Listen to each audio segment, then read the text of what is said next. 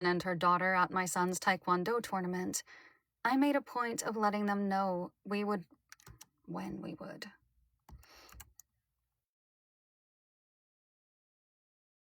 I made a point of letting them know when we would next be in Massachusetts. They marked the date on their calendars. We all did, even Dad. Over the years, Dad had given me so much. That's why I really wanted to give this to him. Give him this. Read the words on the page. That's why I really wanted to give him this, the connection he so desperately craved. But that dream, like so many others, turns to ashes the day he died. However, back in mid-January, my son, for a Cub Scout project, needed to interview an older relative to learn how life has changed over the years. He thought he'd want to interview his grandfather. I thought he'd want. That sounded weird.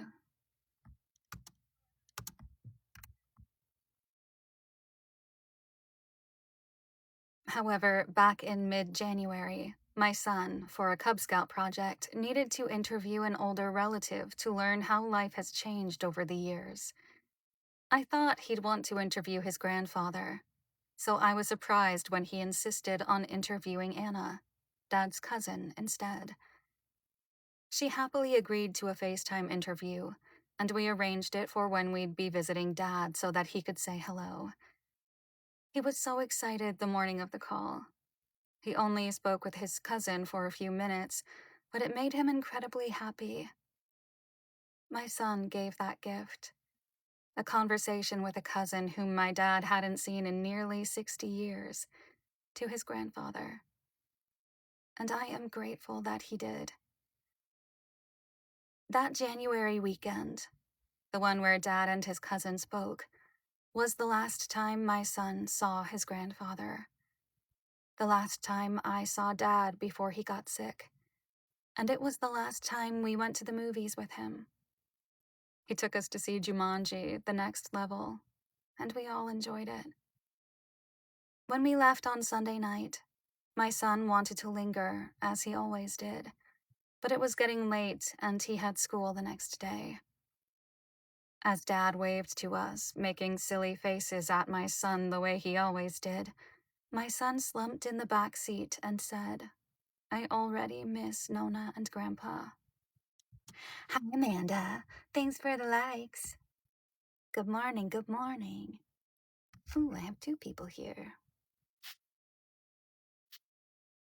Brenda. Hi, Brenda.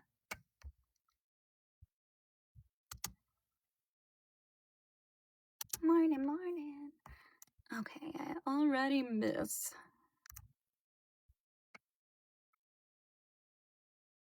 I smiled at him in the rearview mirror and responded, "I know you do.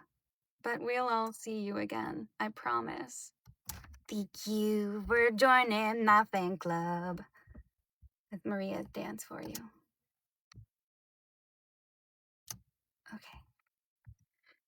Where's the button? There it is. I promise. But he never did. The virus had not yet arrived in America, or so we believed at the time. How was I to know? I don't like that. How was I to know that I should have let my son stay longer? That I should have turned around and let him stay another day, another week? If only I had known that Dad would die before we had a chance to hug each other one more time, we would not have left. My son is back. He wanted another chance, and my mom and I didn't want him to feel unloved or unwanted. My spouse drove him back to New York after the two of them completed their schoolwork for the day. They came in time for dinner. While we ate, I heard from Brian. He took his father to the hospital last night. He tested positive for COVID-19 and is currently on oxygen, but not a ventilator. Snapshot Rewind, 2005.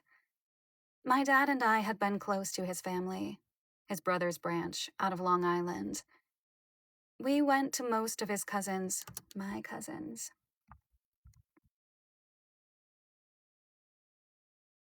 We went to most of my cousins' weddings, countless birthday parties for my cousins' kids, and we spent numerous holidays together. I had even gone on a vacation up to Plattsburgh during winter break with my one cousin and her family when I was in college. But 15 years ago, that all changed.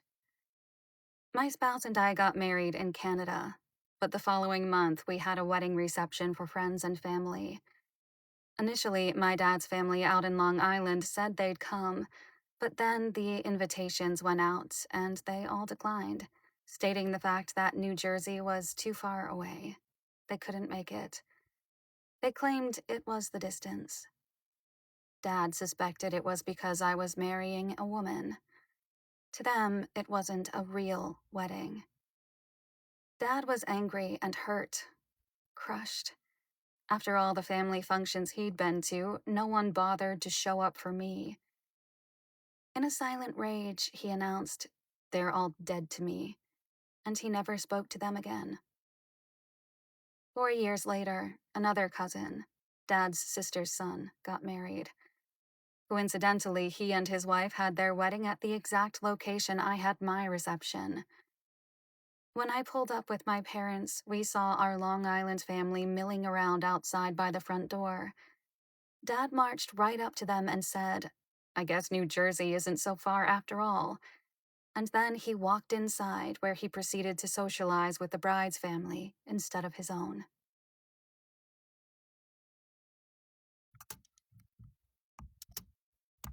Come on. Thank you. Okay.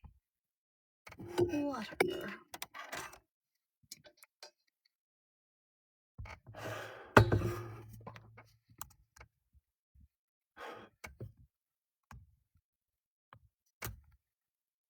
Wish I had X-ray vision.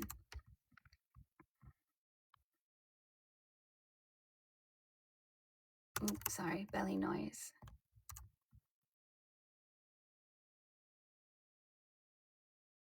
Day 40, April 24th, 2020.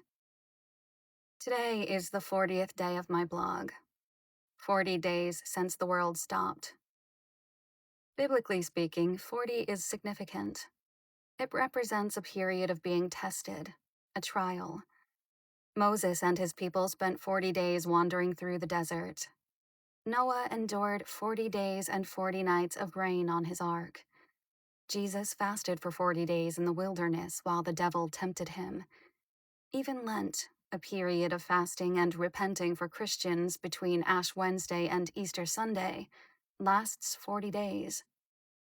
But in biblical scenarios, 40 marks an end. And where I'm sitting right now, I see no end. No end to the deaths, especially in New York. No end to my grieving, my pain. No end to this online remote learning which my son and I detest. These have without a doubt been the worst 40 days of my life. If I am being tested, I feel like I am failing. And a test that includes the death of my father is incredibly cruel.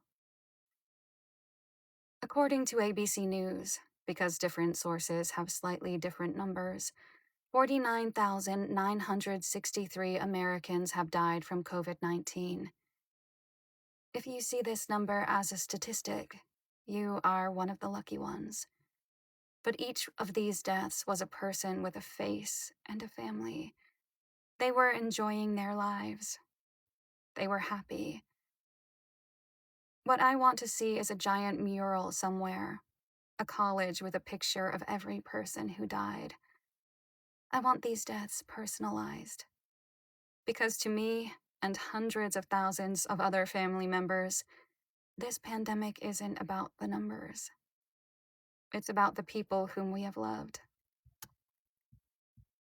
I thought I messed up, but it didn't, so.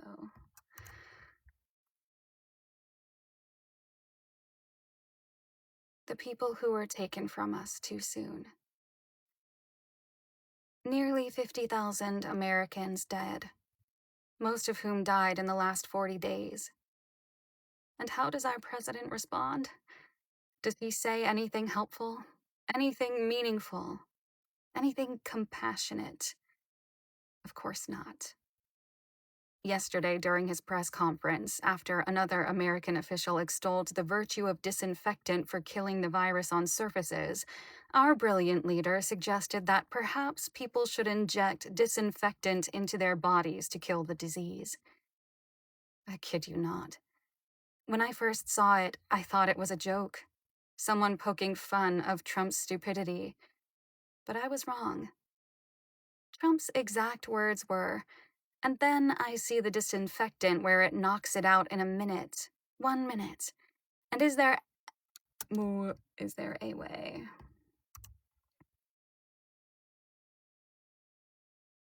And is there a way we can do something like that? By injecting inside or almost a cleaning? Because you see, it gets on the lungs, and it does a tremendous number on the lungs. So I'd be interested to check that. So that you know. So I'd be, I can't even say his words because they don't make sense.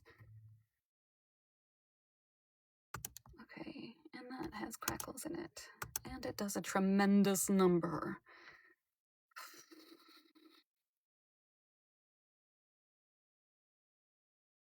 Sorry, finding my spot. Morning, Brittany. I don't go on the weekends usually because there's too much happening in my house and too many kids. And on Sunday night, one of my kids was up all night sick. So yesterday, I spent most of the day sleeping. So you probably didn't miss me. I just missed you. But thank you for stalking my page. I appreciate that. And it does a number on the lungs. Sorry, still looking for my spot.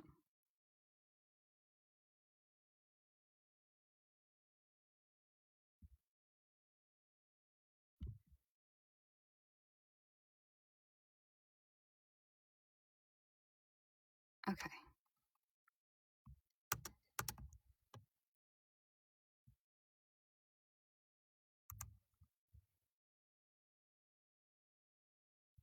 And it does a tremendous number on the lungs. So I'd be interested to check that. So that you're going to have to use a medical doctor, but it sounds interesting to me. Really? Did anyone listening think this was a good idea? What doctor would even entertain such a ludicrous concept? When I told my son what Trump said, he responded, "But if people do that, won't it kill them?" And there you go, ladies and gentlemen. My fourth grader is smarter than our commander-in-chief. In-chief. I need to make that more enunciated. Thank you. Yeah, they are feeling better. It was weird. She said it was a sore throat, but it was making her gag. So, she didn't really have a belly bug, but it seemed like it because her throat was full.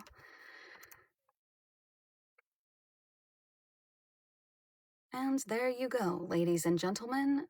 My fourth grader is smarter than our commander-in-chief. What I really miss is being able to call Dad, to laugh with him about Trump's idiocy. I miss the days when it was comical. It's no longer funny. Dad hated him. He couldn't stand him. And in the end, he killed Dad. No, he didn't shoot him or stab him, but his lies, his inaction, and his lack of empathy certainly did kill him. I can't imagine a worse president during a health crisis. My son asked me to make waffles for breakfast. I didn't want to. I didn't think I was ready. Dad was the waffle maker. Almost every time we visited, he made waffles. Since I was trying really hard to avoid another breakdown, I gave in. As I was gathering the ingredients, I couldn't remember which mixing bowl Dad used.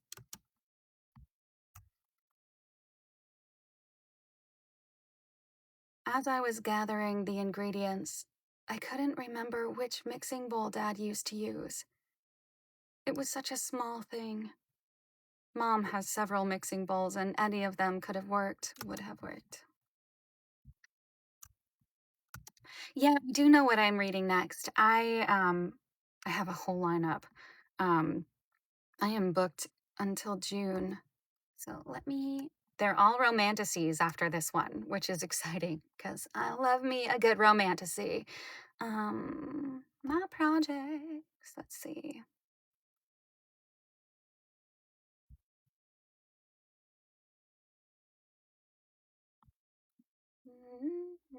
Next, I will be reading Realm of Chaos, which is a YA epic fantasy by Tia Christine. And after that will be Twisted Wings, which is an epic romantic fantasy by Eve Evans. Those are both series, but I think both only have book one out. And then after that, I have the 8 more lined up. Thank you. Okay, mom head.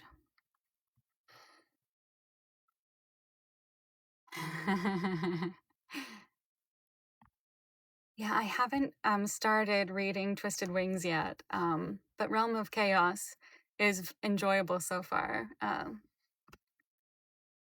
Fae, but reimagined a little bit. And I haven't reached any of the parts with spoilers yet, really, so I'm like just getting to the interesting thing, and it's sad that I have to work in other ways because I just want to read. Okay, mom has many a mixing bowl.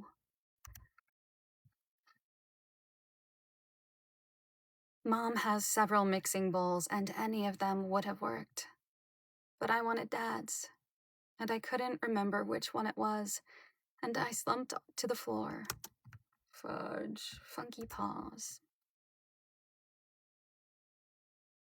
And I slumped to the floor and cried because I couldn't ask him. Eventually, I picked the yellow mixing bowl. I think maybe that's the one he used, but I'm not sure. Usually, my son eats at least 3 or 4 waffles. But after eating only one, he announced, "These aren't as good as Grandpa's," and he walked away. I was frustrated, but not mad, especially since he's right.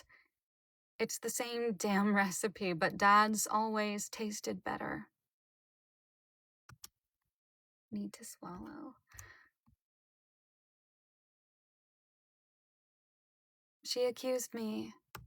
Sorry. Always tasted better. When I first started dating my spouse, I told her I couldn't eat waffles in a restaurant or at anyone else's house because nobody made them as good as Dad. She accused me of being a daddy's girl. Yeah, I couldn't argue with that. However, when it came to waffles, Dad really did make the best. And the first time my spouse ate them, she agreed. But she makes fun of the recipe all the time. When she cooks, she needs precision, and Dad's waffle recipe is anything but precise. Among the directions are 2 or 3 eggs, also a little less than 3 cups of milk, and that bit. Yeah, I have permission to narrate all of the upcoming ones live, so that's exciting, and I shall be here a lot. Thanks for the follow. Okay,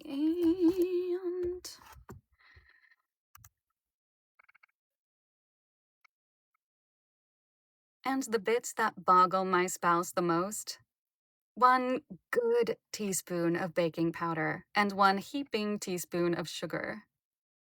Good? Heaping? What does that even mean? When I watched Dad, it was more like 1 heaping teaspoon of baking powder and 2 heaping teaspoons of sugar. I imitate him as best I can.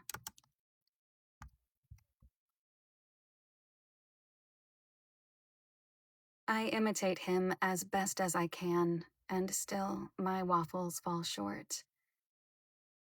I believe Dad's waffle recipe started out as his mother's. When my brother and I were kids, sometimes during Lent, a season when meat was forbidden for Catholics on Fridays, we'd have waffles for dinner. At the time, neither Dad nor I ate fish. Dad hated beans and vegetables and pizza, so we didn't have many meal options. We were supposed to be fasting, giving something up, but instead, we ate breakfast for dinner. And since I always hated meat, I looked forward to those Fridays when waffles were on the menu. So much for sacrifice and giving something up. After breakfast, Mom and my son worked on a puzzle while I called Universal Studios to cancel our trip. I explained why I was asking for a refund, and the representative told me that the park's policy is to only speak with the person who booked the reservation. Really? I sighed in exasperation. If the person who booked the trip was currently able to make the call, there'd be no need to cancel. Did you not listen to me when I explained why I was canceling? My dad is dead. Not sure how exactly you expect to talk to him. I was so emotionally exhausted I couldn't even raise my voice, but my tone was enough to get her to connect me to a manager who did refund the money. A writing friend of mine commented on my last blog post. I felt nothing when my father died. Well, with the exception of confusion as to why I just didn't care. Was I lucky or not? You are in so much pain. I wonder if I am better off. However, I am grieving with you over your dad. Something to contemplate anyway. Her words reminded me of my favorite Garth Brooks song, The Dance. I would not have wanted to miss any time with Dad. Not 1 second. I'm in complete agony. I miss Dad immensely. I want him here with me and my son so badly, but for 45 years, the time with him was spectacular. I wouldn't want to trade a single moment of it for something that might hurt a little less now. Needed to swallow. Sorry. Ooh. Good luck. Good luck. Good luck. That's rough. But thank you for stopping by and for giving me likes. I really appreciate you.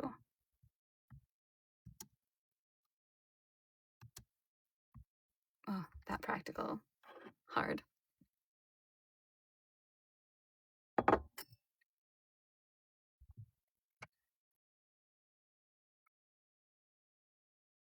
Snapshot rewind. 1961 to 1965. Daddy loved to read, but he wasn't a fan of literature. Oh, that's awesome. I have a special affinity for neurological knowledge because I have many neurological issues and have had 2 spinal surgeries and 2 brain surgeries. So thanks for learning things and helping people like me when you're finished with your learning, which I guess never really ends. Don't stop the learning because we keep learning more.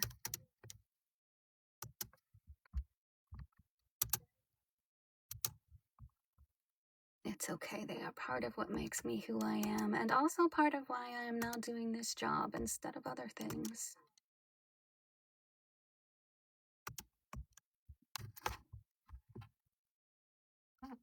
Yeah, I feel that.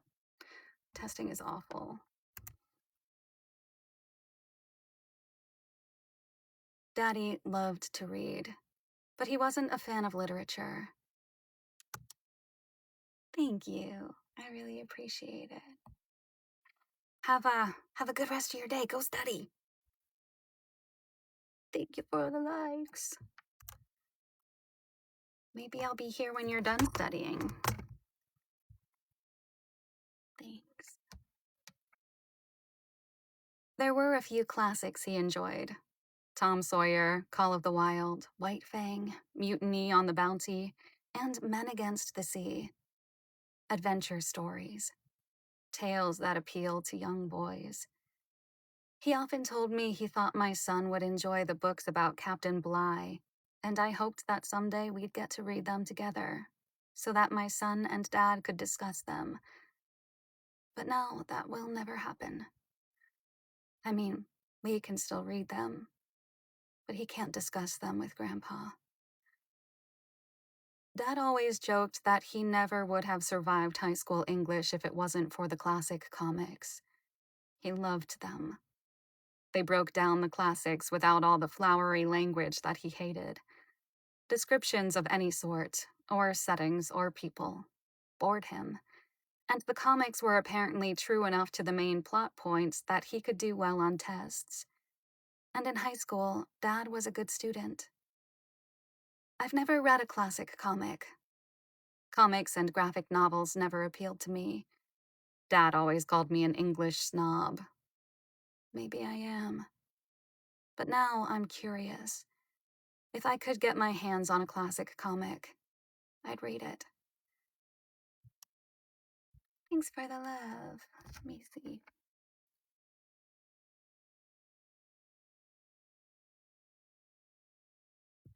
Do getting likes or having people in your live on the chat? Yeah. It's a good way to market the book. There are a lot of people who try to join, but can't be here for everyone. And so they want to hear what happens, and the way that they can do that is buying the book when it's ready and comes out. Or it also can help boost authors' ebook sales and book sales, not just the audiobook. And it's a really good way to get jobs. Authors find these lives and they find narrators and they listen, and then sometimes they send offers, and so it's a good way to get work. And if you also get a big enough following, it generates more income for you. I don't have a great following yet, but I think I made $9 last month on TikTok, so raking in the big bucks there. But that is also very helpful because acting is not a job that guarantees pay, unless you are working, and it's just one of those things where it's feast or famine. So earlier this year, I had 2 books and I was auditioning like crazy and I wasn't getting anything. And then all of a sudden, I went from having no work to being booked until June. And so it's just one of those things where there is no guaranteed income and you have to keep hustling. And so having a big following and having people come onto your lives can help boost your income for these books too. And depending on what kind of contract you have, you don't make royalties. Or if you have a royalty share contract, which is the only way that you make royalties in the industry right now, you don't get paid unless the book is being marketed well and people are buying it. So yeah, being on TikTok is helpful for a few reasons, but mostly just the community. And yeah, so the likes, comments, and gifts all together combined make your feed look more popular to TikTok, so they will push you out to more people. Hey, Honky Devil, how you doing? Yes. Yep, you can. So there's 3 different kinds of contracts that you can have as a narrator. One is a per finished hour contract, and those are what generally happens if you are working for publishers. There are some indie authors who can't afford a per finished hour contract, and what that is the industry standard minimum is $250 for one finished hour of audio, which sounds like a lot, but for every 1 hour of finished audiobook, there's generally between 2 and 6 hours of work, depending on how experienced the narrator is. The second kind of contract you can have is called a royalty share plus contract. And that came about because with royalty share projects, a lot of narrators are still outsourcing work. So you're paying for a proofer and often paying for an editor and someone to master everything. So narrators were potentially even losing money because if the book didn't sell, they were out the money that they paid to the editor and the proofer. So that contract allows for royalties for the narrator without potentially having to lose money. It covers the cost of producing the book for the narrator. And then the third kind of contract is just the straight royalty share, which you only make money if the book is selling. And yeah, so you can make an audiobook and have the narrator not get paid. Having like most narrators don't do marketing. It doesn't really pay off for a narrator to do marketing most of the time. Because that time that you're trying to market, you could be recording another book that the author is marketing and selling. So a lot of us do a little bit of marketing because social media makes it easier with just like narrating live is a form of marketing and posting when a book comes out or posting what you're working on. But yeah, thank you. In the beginning, you really can have a number. I'm slowly accumulating royalties, and the royalty share contract is for 7 years. So the hope is that in those 7 years that you are under the contract, that you would make the amounts that you would for a per finished hour project, just a little bit at a time over the years. So that's why royalty share kind of exists. It gives an author who wouldn't otherwise be able to make an audiobook the opportunity to do that without breaking the bank. How am I today? I'm doing really well today. Yesterday was a hard day, so I was resting for all of it after a long weekend of being the only parent around, and I'm not used to that, and my body is a little funky, so that was challenging, but I'm doing well. Yeah, you coaching. Most narrators do. Uh, if you want to be a narrator, it's always encouraged to get acting coaching, and then there's business coaching as well. So, I have worked with a number of coaches. Sean Pratt is really helpful for nonfiction, and I've worked with Shannon Marguerite or Marguerite Gavin, Shannon Parks or Marguerite Gavin. And Christina Delane are coaches that I have worked with and are wonderful and helpful, and I recommend all of them to any other narrators who might be watching. No, you're good. Ask away. When you ask questions and you comment, it helps the algorithm so more people can see me. So by doing that, you are helping me, even though I'm not working while I'm answering. I am working, I'm marketing myself, right? It makes it fun. Yeah, that's why you didn't see me yesterday. I normally try to be on at 10:30 for weekdays, but I have a number of chronic illnesses, and I'm super, super disabled, which you can't tell by looking at me, but I am. So sometimes, thank you. I'm glad people like me. Tia Christine and Eve Evans are the authors of the next two books that I am doing. And they are on TikTok if you want to look them up. Thanks. What their books are about, or at least the aesthetic. I like the way that authors now have like little videos of this is what you're supposed to feel when you read my book. It's helpful.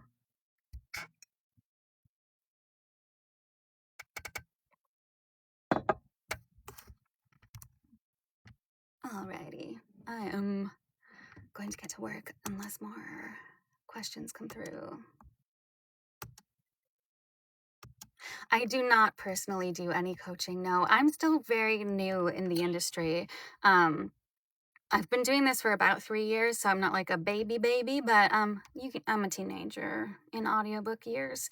Um, and also because during that time I generally have a lighter workload than many narrators do because I need to be conscious of how much energy I'm using. Um, so have worked with Sean Pratt. He is a nonfiction coach, specifically, and he also does business coaching, which is nice.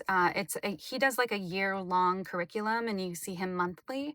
Um, and then Shannon Parks for acting is phenomenal. She does less business coaching and is more focused on the acting part of it. Um, and then Christina Delane, I have also worked with through Leonardo Audio. And they are very helpful in supporting narrators in a number of ways. Um, they do like casting auditions every month, multiple even, where they have publishers and book casters come into a meeting and narrators can perform and get feedback from them for like 15 minutes. But you have to be a verified narrator for that. So you have to take some courses with them. Hey, Megan. Megan D. Harding is one of my authors too that I'll be working on later this year, her books. So if you are a fan of fantasy and romance, check her out. No. It is coaching is expensive. But you make back what you put into it over time, you know? Um, the business coaching was very helpful because I have never run a business before and this is freelancing. And so you are your own person. And he kind of like, Sean walks you through like the different ways to kind of go about getting in touch with people and different ways to organize yourself. He's very type A and very like methodical of like, you do it this way, blah, blah, blah, blah, blah. And so that doesn't necessarily work with me and my life and the way that my brain works. So, I don't know. I kind of have the philosophy of take what works and leave the rest. Um, but he was very helpful and he tried to make it a little bit more affordable for you.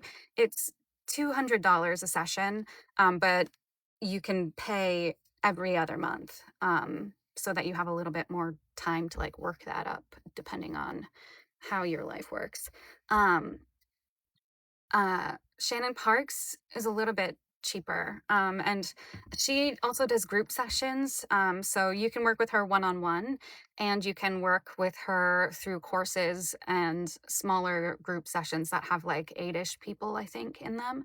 So that's a little bit more economical. And she, these are like, I think all 3 of the ones I've worked with are award-winning narrators. So like you're getting good bang for your buck in terms of the information that they're giving you. And I love working with Shannon. She's so kind and she has a theater background and so do I. So she's able to like talk to me in a way of like, oh, pull this out from my theater bag and then translate it here and then just make it a tiny bit smaller because you're talking into a microphone and you don't want to blow people's eardrums out. I love working with her and she does like coaching for demos and she also does like she'll direct you for the first hour of an audiobook if you're having trouble like getting the characterization and just really sticking yourself into the world, which is nice. And then Christina Delane she's also award winning and she it she's super interesting to work with because she won't let you read. You'll start reading and 10 seconds later, she'll be like, okay, hold on, stop right there and tell you all the things that you're doing wrong or could be doing better, which I think some people don't enjoy. But my neurospicy variety is like, ooh, I like when you're telling me what to do exactly. Because some people give advice and it's like, I don't know, just, why don't you like just give me more of this feeling? And I'm like, I don't know how to make you feel that way. So I like the directness of Christina. And the way that Leonardo Audio does it is fairly cheap in comparison to most of the other coaches. But the coaching is always in a group session. So it's not directly one-on-one, but each person has 15 minutes of their undivided attention. And then you get to learn from them telling all of the other narrators what they're doing as well. So you get to audit and get one-on-one feedback, which is nice. So that is my experience with narration coaching. Yeah, you're welcome. And if you want to look into it more, Brittany, Narrator's Roadmap is a really great resource. It tells you how to get started, where to go, industry standards that help you to not make a fumble before you even start. And there's also a ton of information on YouTube and on TikTok. If you search audiobook narration, there's lots of people who have videos that will come up on just how to get started, different recommendations, and not even just audiobooks, but if you want to do broader voice acting, there's a ton of information. And there's also really good Facebook support groups for narrators as well, and some specifically for different programs that you're recording through, digital audio workspaces, which are DAWs. So lots of really good information, and feel free to reach out anytime if you need help. Oh, another great coach is Maria McCann. We haven't worked one-on-one with her as my coach, but we befriendin'.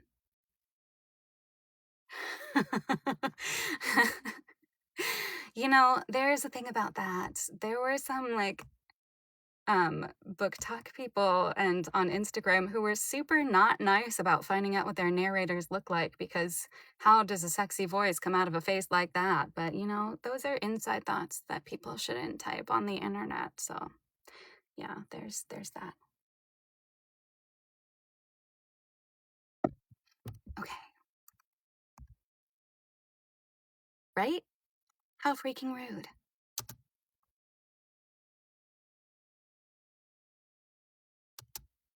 Thank you. I was told this week, Maria McCann told me, or maybe it was last week, but she said, I don't have a face for an audiobook. And I was like, thank you for that. Sometimes when I wake up in the morning, I disagree with her, but I think we all feel that way. Okay.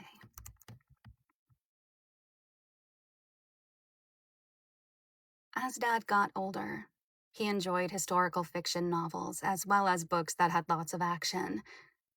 There were few authors that he and I both enjoyed. James Michener. Let me enunciate that more. Sometimes my words run together. There were a few authors that he and I both enjoyed. James Michener, Edmund Rutherford, and Ken Follett. It is undeniable that I love reading. Okay.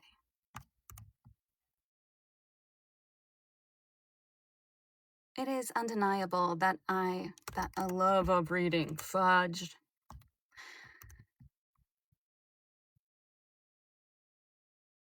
It is undeniable that a love of reading is a Jaeger trait.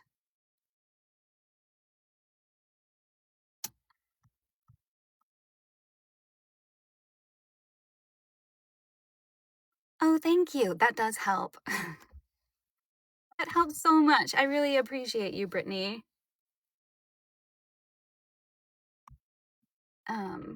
This book is a little funky to record because it goes by journal entries every day, and they're not super long.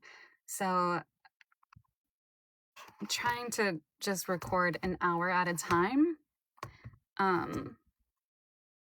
for the audio files so they don't get huge. But I don't know how the author wants to upload things, and if it's going to be every day is a different upload or kind of like one-page chapters.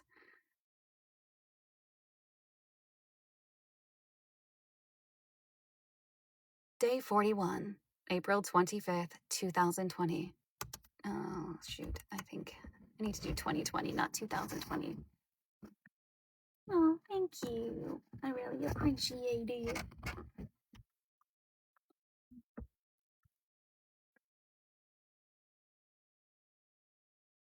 Day 41, April 25th, 2020.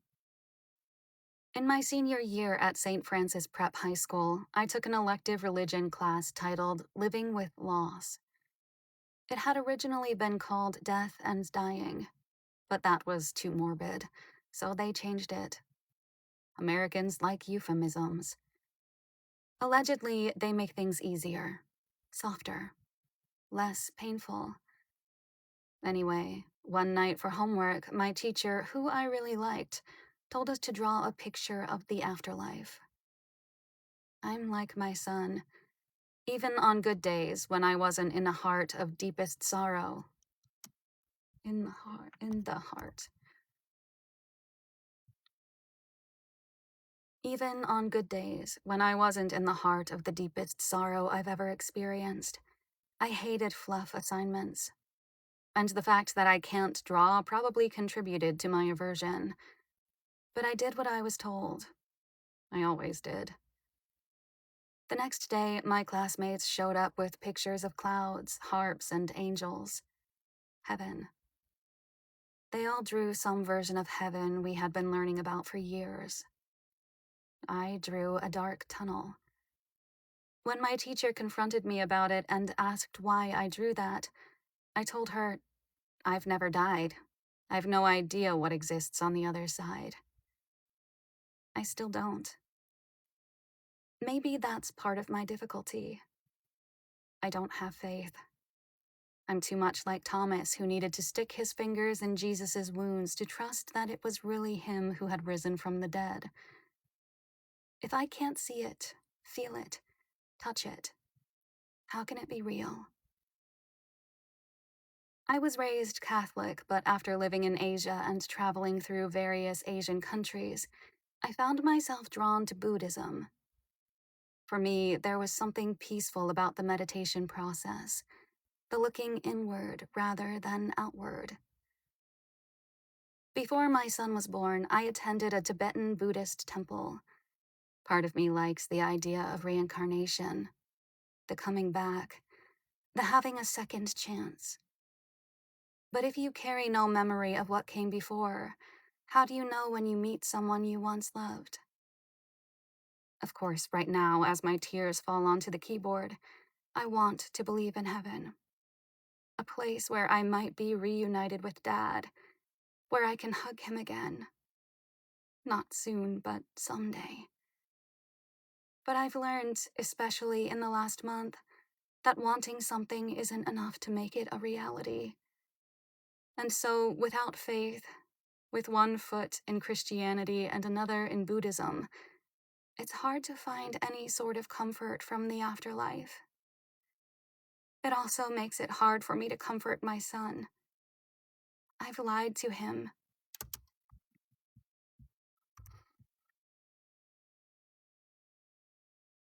I've lied enough to him, unintentionally, about seeing Dad again. I don't want to lie again, promising him a heaven, a reunion that may never take place.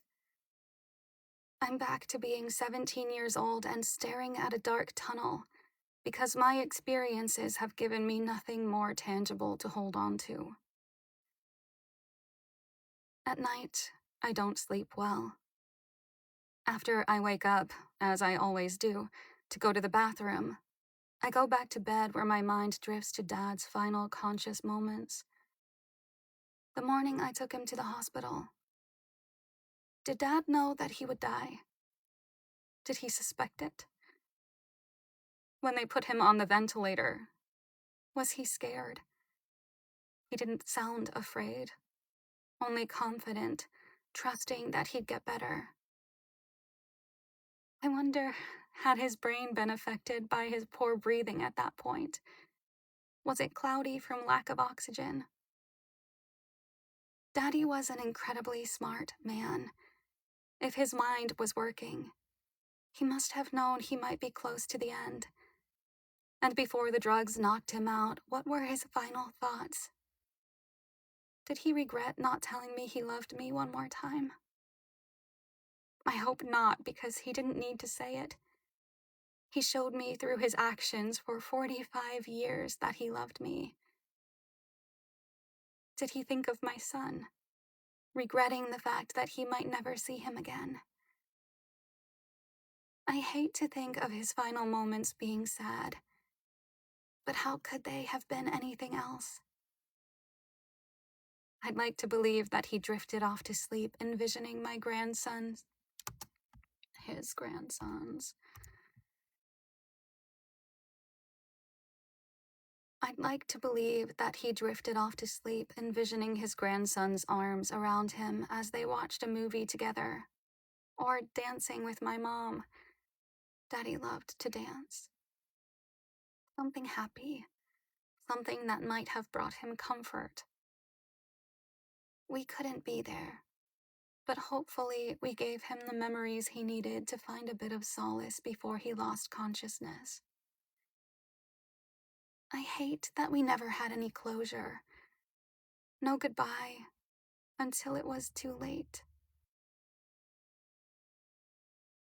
I left my mom alone so that I could spend the weekend with my son and spouse.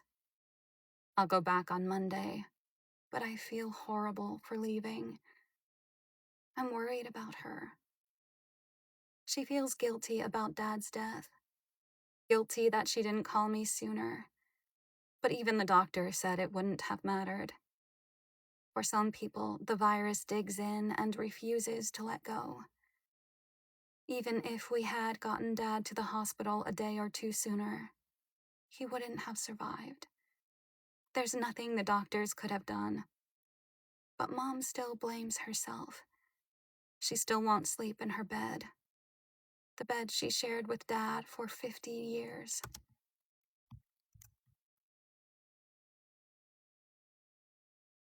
The bed she shared with Dad for nearly 50 years. She can barely stand to be in their bedroom, surrounded by his things, memories of him. Earlier in the week, my Taekwondo instructor dropped off my new belt, brown with a black stripe. Now it feels official, as if I've actually accomplished something. It made me smile, something that doesn't happen often enough anymore. My spouse has been great about doing extra chores at home while I've been with my mother. Ever since my son was born, I have washed and folded his clothes.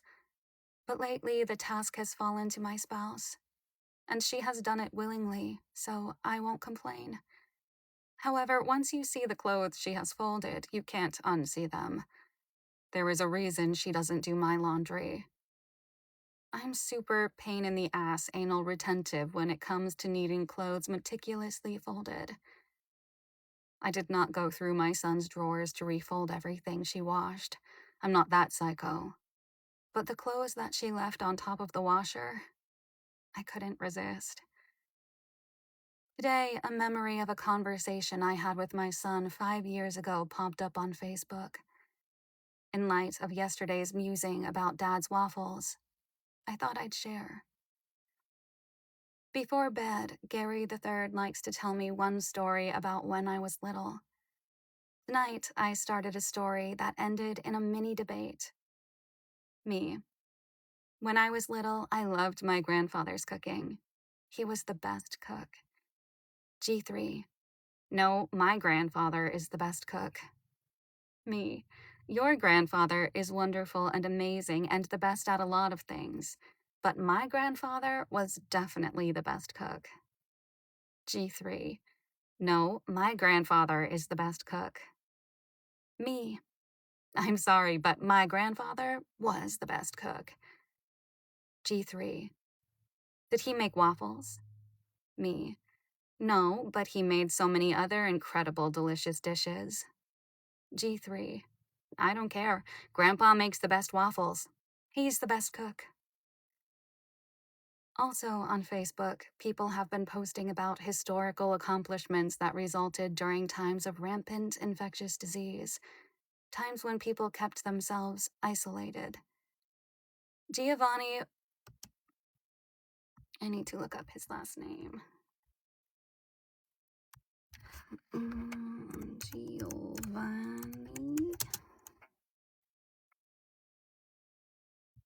Boccaccio.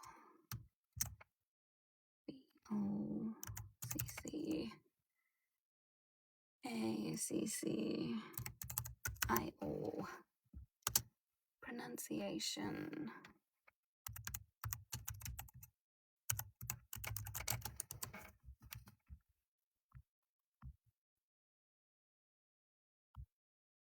Giovanni Boccaccio. Boccaccio. Giovanni Boccaccio.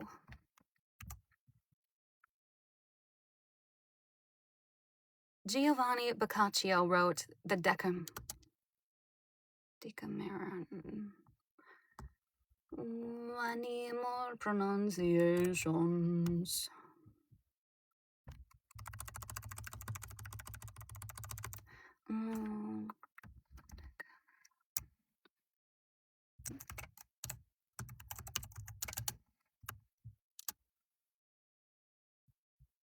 Just making sure I spelled it right. Yeah.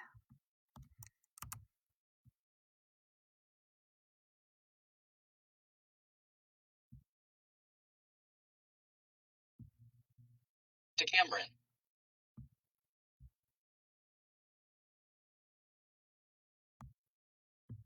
Go to the website you love with Wix. For your words, you are looking at Julian's pronunciation guide, where we look at how to pronounce better some of the most mispronounced words in the world, like this other curious word. But how do you say what you're looking for today?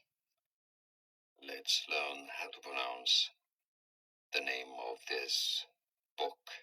Originally, it's a book, and it's also a TV series, Netflix. So let's break it down how to pronounce it. The Decameron. Decameron. My friend Julian. The Decameron.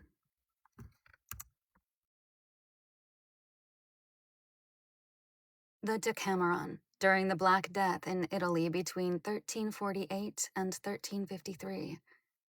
During the plague in England in 1666, Sir Isaac Newton spent his time perfecting ideas relating to calculus.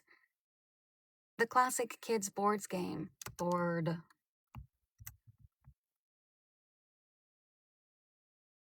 The classic kids' board game, Candyland, came out in 1948.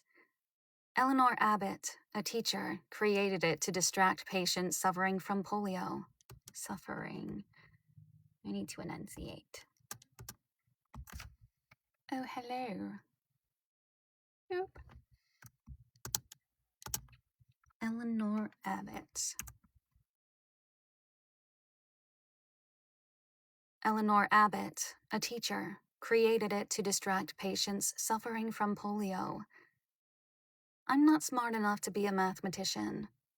I currently don't have the mental capacity to write a novel, and I'm not creative enough to come up with a clever game for children. But this has become my plague project. A written memorial for my father, but this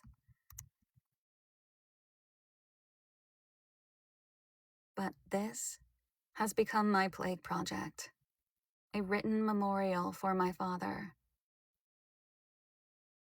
Snapshot Rewind, 2019-2019. 2019. Last year, my car started to fall apart. It was 14 years old. Definitely time for a new one, but I couldn't afford a car. I've tried for years to find a full-time teaching position, but I remain underemployed. I've been told it's because I'm too expensive. I have 3 master's degrees and several years of teaching experience. And too stubborn. I worked hard for those degrees, and I refuse to take them off my resume. We, as a family, barely get by as it is. There's no way we were going to be able to buy something as expensive as a car. So Dad said he'd lease me one. I didn't want him to. At my age, I should be self-sufficient and not have to rely on my father. But then, one day, I was driving my son home from school and my brakes died. We couldn't afford new ones. Dad called me up and said, "Now you have no excuse. You need a car. But think of it this way. I'm not leasing you a car. I'm paying for my grandson's transportation so that he can visit me, and so that I can spend time with him." I laughed and cried. That weekend, my spouse and I went looking for cars. We ran into a few problems regarding leasing. First, we have no idea how many miles I should expect to drive per year. If I managed to get a job, the mileage would go up. If not, we didn't have to plan for too many. More importantly, we were too poor to qualify for a lease. Dad was willing to pay, but he wanted to get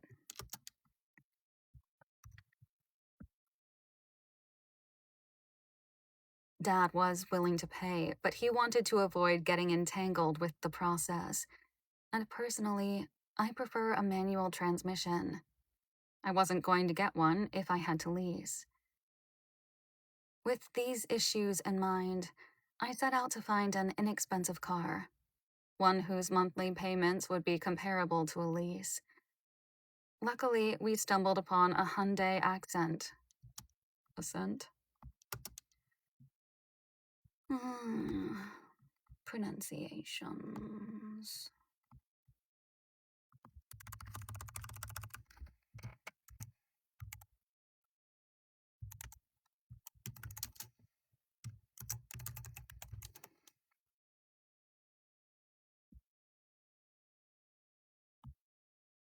Hyundai Accent.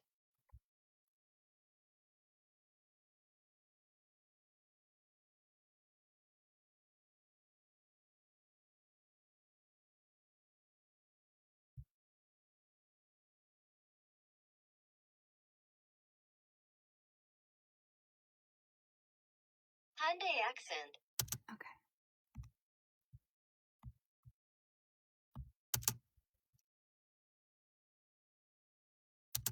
For just under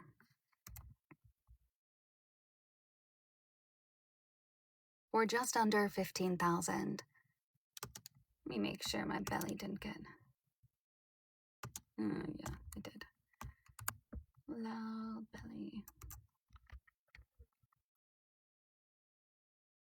For just under 15,000.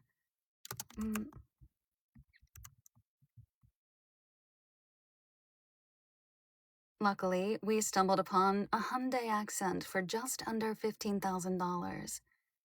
I felt guilty asking Dad to buy me a car when his offer was to lease one. But in the end, the car would be mine. If I leased a car, I'd have to give it back after 3 years. Ownership definitely seemed the best.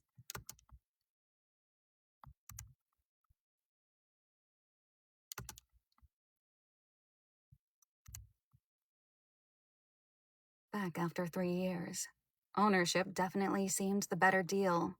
Not just to me, but for Dad, considering I could keep what he paid for. When I called him up and proposed the idea, breaking down the math, he didn't hesitate. "Get it," he told me. And I did. Neither one of us had a clue that the car would not only provide transportation for his grandson for another year of visits, it would also be the reason I was able to answer my mother's call. The reason I was able to drive to New York, pick up Dad, and drive him to the hospital, with the hope that he would recover.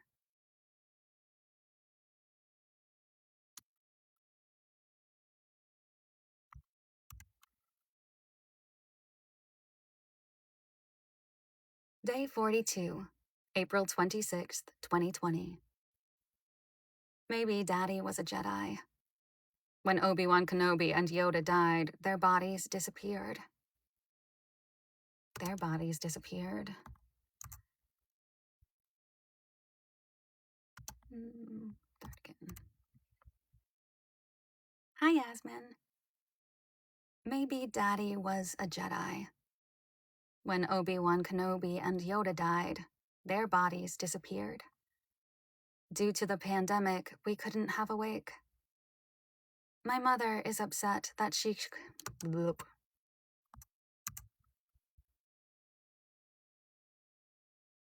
My mother is upset that she couldn't see Dad's body one more time.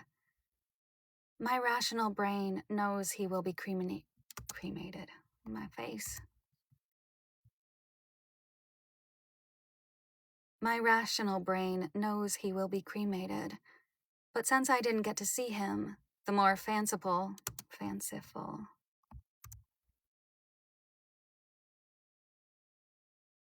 The more fanciful part of my brain keeps envisioning his physical body simply vanishing in his hospital bed, transforming into spirit and connecting more closely with the Force.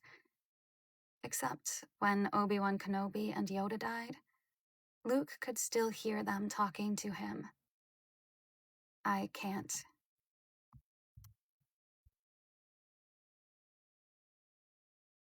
I can't hear Daddy. Maybe I'm not trying hard enough. Maybe I'm trying too hard. I'd like to believe his spirit is somewhere watching over me and my son, the way Obi-Wan Kenobi and Yoda continue to guide and look after Luke. I'd like to think that even though I can't see him, that he can see me.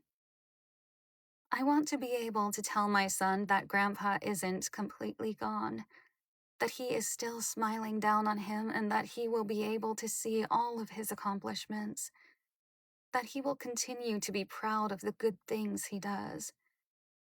But I've already said, I have no faith, and I'm too old to believe in fairy tales. 4 years ago, Dad took my son and Mom and me to Disney World. We had a wonderful time. When we came home, I made a collage of our trip for my parents and another, with different pictures, for my son. My sons call it collage, not college. Let's go back a little bit.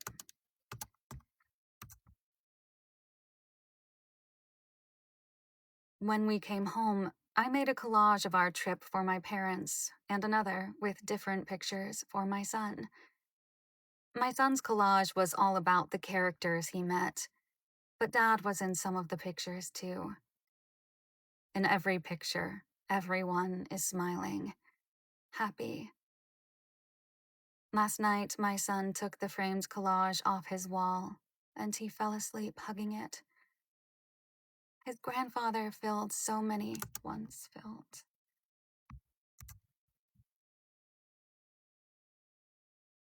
His grandfather once filled so many roles.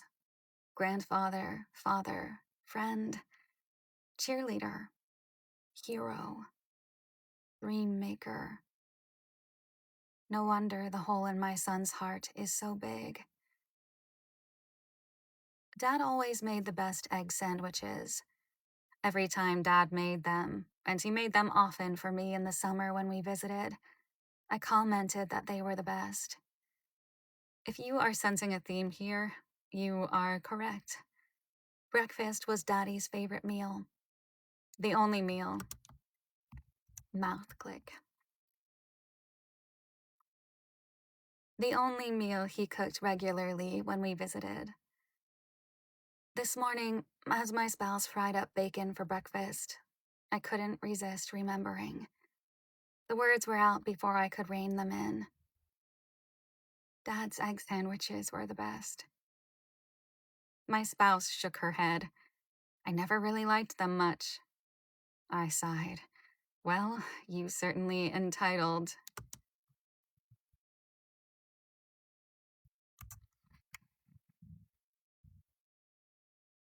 I never really liked them that much. I never really liked them that much. I sighed. Well, you're certainly entitled to that blasphemous opinion. My son, with the help of my spouse, is making a video so he can complete his reading work for the week. It was due on Friday. but his teacher has been very accommodating, recognizing that school is not terribly important for my son at the moment. I appreciate her kindness. However, it occurred to me this morning that my father wasn't a stranger to her. She met him back in October. At the beginning of the school year, once a week the teacher had career day in which parents came into class and discussed their jobs. One afternoon, the teacher emailed me asking if my father would be interested in coming in to talk about what he did for a living. She went on to say that she knew my grandson and his grandfather were close, so that was something my dad would like to do. So if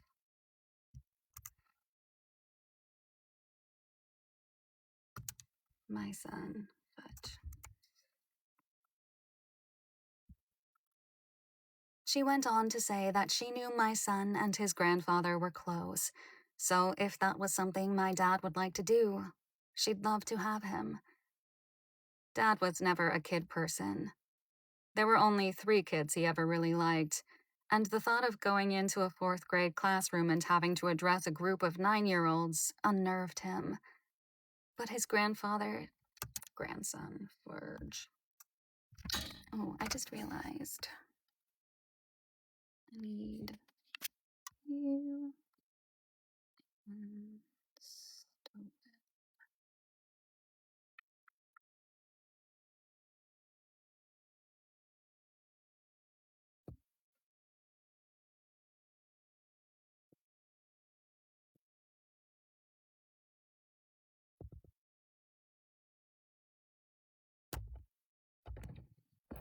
Thanks for the love. Oh, Brittany, you're back. I just realized I have been neglecting my duties of putting the book in the corner, so...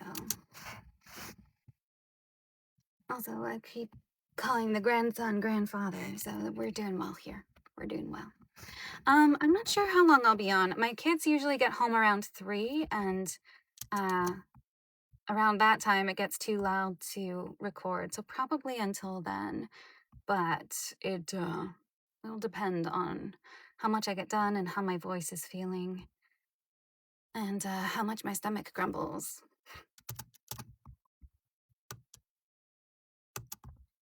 Okay, but his grandson unnerved him.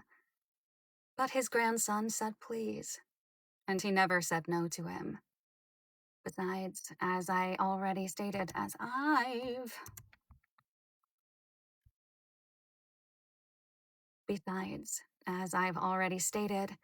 Dad always showed up. He was always present. Dad wrote out notes so that he'd be prepared. According to Mom, your father was nervous. For several days he went over in his mind. I'm skipping words.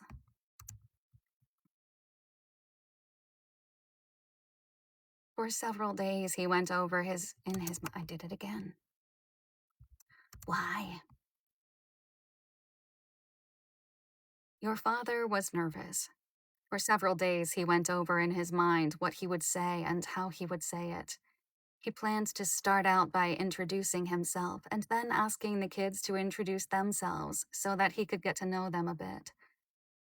Since he was visiting around Halloween, he called me up to ask if he could buy candy for my son's classmates. That's just the type of person he was, wanting to give gifts to everyone. But school rules prohibit parents and others from bringing in food. Too many allergies. I suggested cute Halloween-themed pencils instead. Dad was happy to get them. The day of the presentation, he was invited to have lunch with my son and his teacher. He drove to New Jersey early to pick up Chinese food for himself and my son. He also picked up Dunkin' Donuts for him, my son, and my son's teacher. I dropped Dad at school, and when my son came to meet his grandfather in the lobby, he was smiling, excitement pouring out of him. I took a picture of the 2 of them, knowing it would be one for my annual collage. My son dressed in a black button-down shirt and black pants, and Dad wearing a sports jacket and a blue button-down shirt. While Dad was at school, Mom and I went out for lunch. When I picked Dad up, I could tell by his smile and the fact that he was very chatty that he really enjoyed talking to my son's class. What the class enjoyed learning about the most.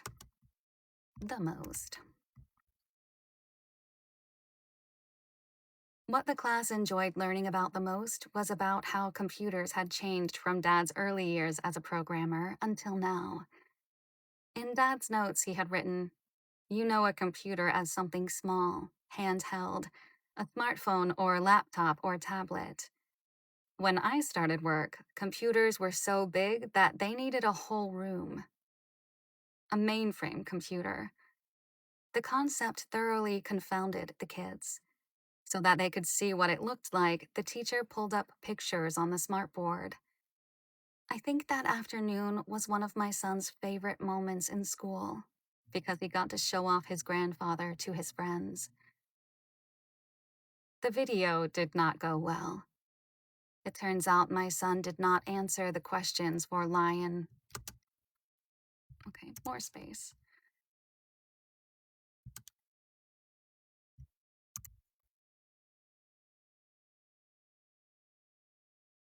The video did not go well. It turns out my son did not answer the questions for The Lion, the Witch, and the Wardrobe sufficiently to be able to record a video. My spouse discovered that when she looked over the directions. Since books are my thing, I offered to help him with his answers before my spouse did the video part, but that was nearly 2 hours ago. He has been throwing a fit ever since.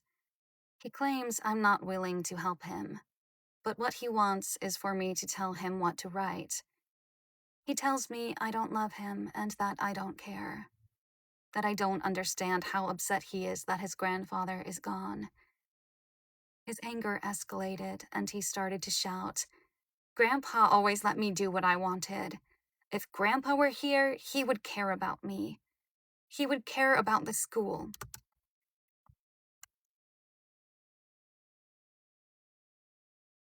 He wouldn't care about school. Grandpa loved me more than you. Grandpa is the one who took me places and did fun things with me. Grandpa wanted to be with me. I want to be with Grandpa, not you. I know he is grieving.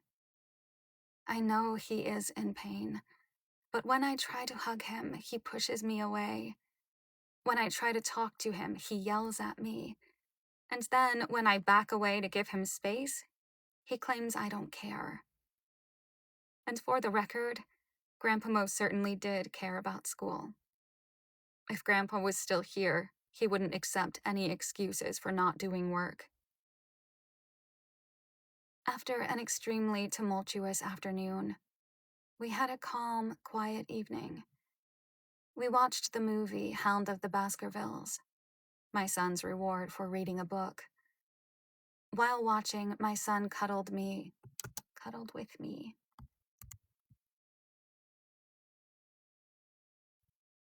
While watching, my son cuddled with me on the couch. I was happy to hold him close without loud or cranky words flying between us. And with his head on my chest, I fell asleep, missing the end of the movie. Snapshot rewind, 1980 through 1988. If it were up to me, I'd have been a poor student. But Dad wouldn't stand for it. If I brought home a 98% on a test, he'd demand to know what happened to the other 2%. As I got older, he claimed he was joking. But as a kid, the stern look in his eyes seemed to tell me that he was most definitely serious. Every evening before he came home from work, I had to set my homework out on the dining room table. Before dinner, he would meticulously go through every sentence, every math problem, every answer to make sure it was correct. If it wasn't, he'd get angry. Daddy was never a patient man. Not with me, not with anyone, except my son. We had many fights at that dining room table. I shed countless tears. I I remember on several occasions screaming that I was stupid and he should just leave me alone. Every single time he answered by,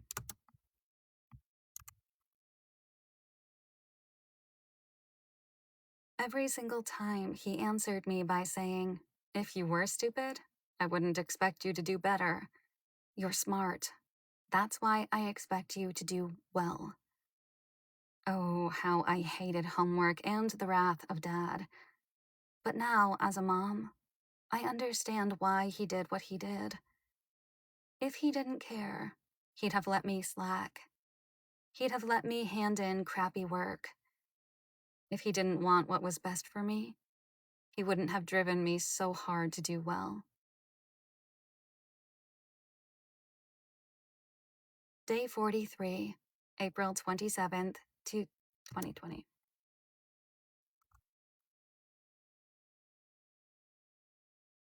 2020. When my son was a toddler, and he was upstairs in his room at my parents' house or in the bathtub where I had just finished bathing him, he'd call out to Dad. As soon as Dad heard "bap bap," which was how my son pronounced Grandpa when he first started speaking,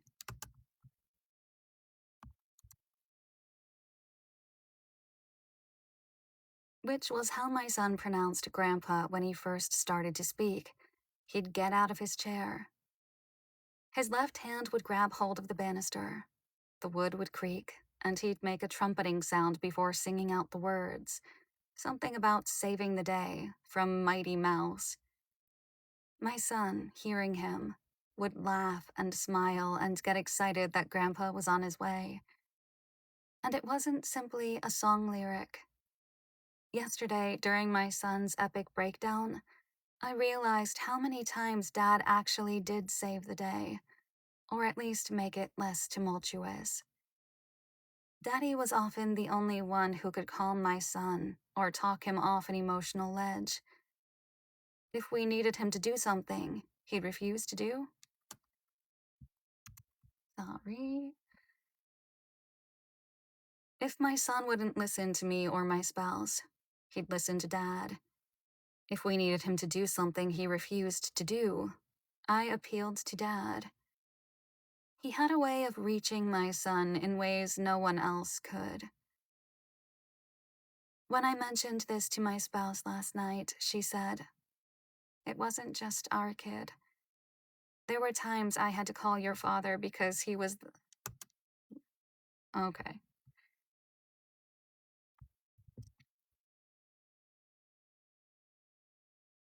It wasn't just our kid. There were times I had to call your father because he was the only one who could reach you.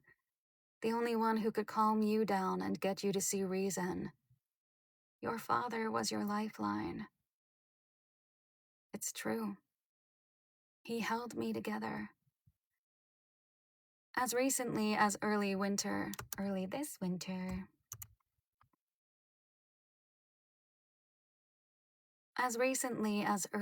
winter, not long before my parents left for their cruise, I called Dad one afternoon because my son was being difficult about doing his homework.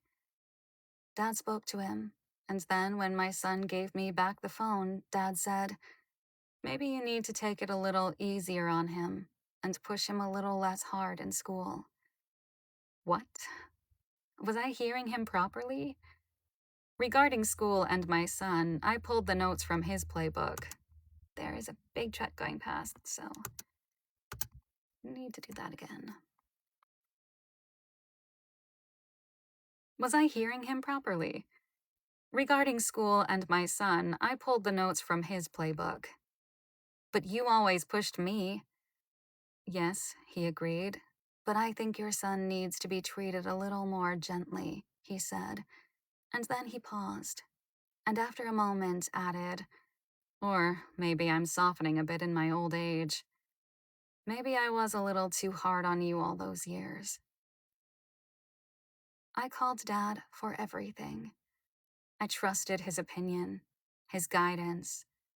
But my son and I didn't just call him when we needed something. We spoke to him almost daily.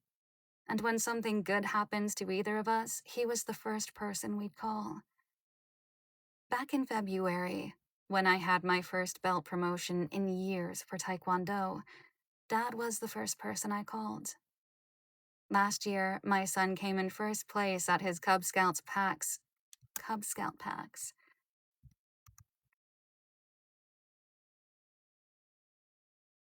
I lost my spot, sorry. Last year, my son. Last year, my son came in first place in his Cub Scout Pack's Pinewood Derby. As soon as we got into the car, he wanted to call Grandpa. 2 months. Blech. 2 months later, he came in second place for the Bears at the district championship and qualified for the world championship at Times Square. Again, the minute we got into the car, he called Grandpa. "And you're going to come to the world championship, right, Grandpa?" he asked, already knowing the answer. Of course, Nona and Grandpa both came to cheer him on. Dad's last profile picture on Facebook was of him and my son at the Pinewood Derby Championship. My son didn't win. Not even close. He finished somewhere in the middle of the pack. And then Grandpa took us all out for lunch to celebrate the fact that my son had gotten to compete at Worlds. What I miss most is hearing his voice. I want nothing more than to be able to call him up, to say hello, to have a conversation with him about anything. Several states are planning to partially reopen this week.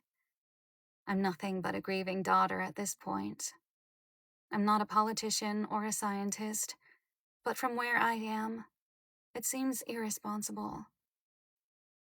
I don't have a position that impacts anything.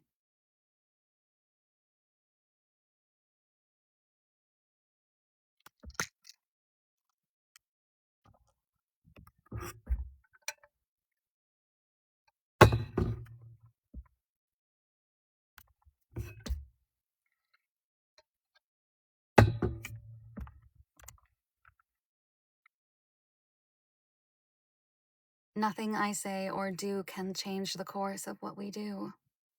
But I respect history. Maybe one of the problems with our educational system is that we teach history incorrectly. Instead of moving through a timeline linearly and discussing events in isolation, we should be teaching students to draw parallels and connections through time. Sorry, I need to swallow again.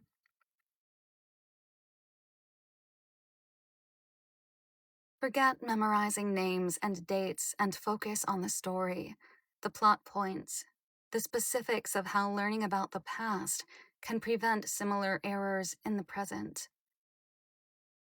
This morning, while reading Pale Rider, I came across a particularly pernicious passage. On page 205, Spinney recounts, 2007. Fudge. One 2007 study showed that public health measures such as banning mass gatherings and imposing the wearing of masks collectively cut the death toll in some American cities by up to 50%. The US was much better at imposing such measures than Europe. The timing of the measures, however, was critical. I put however in the wrong spot. The timing of the measures was critical, however. They had to be introduced early. Fudge.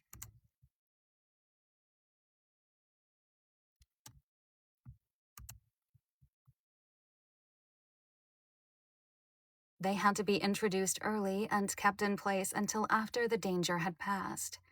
If they were lifted too soon, the virus was presented with a fresh supply of immunologically native hosts, and the city experienced a second peak of death. The above discusses the 1918 Spanish flu pandemic, but it's applicable today. Wearing masks and practicing social distancing are effective measures to cut down infection rates. But if isolation practices aren't in place long enough, more people will die. Keep in mind, we as a society are far more mobile than we were a century ago. Sure, we aren't in the midst of a war with soldiers traveling between nations, but we all have cars. And if people in lockdown in one state find that they can travel to another without restraint to get their hair cut or eat in a restaurant or visit a crowded park to take a hike, they will go. Maybe they will carry the virus with them and infect the now open state, or they will bring it back to their home state. Either way, it will continue to spread. Why are Americans so selfish? Why is the freedom to get your nails done and to go to a gym more important than someone else's right not?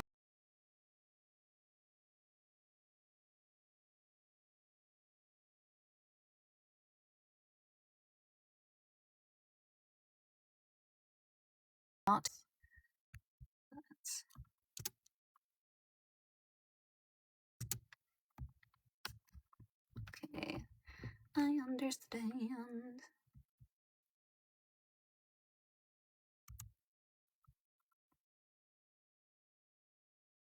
Trust me, I've been there. I am there. But you know what sucks even more? When one of the people you love most in the world dies.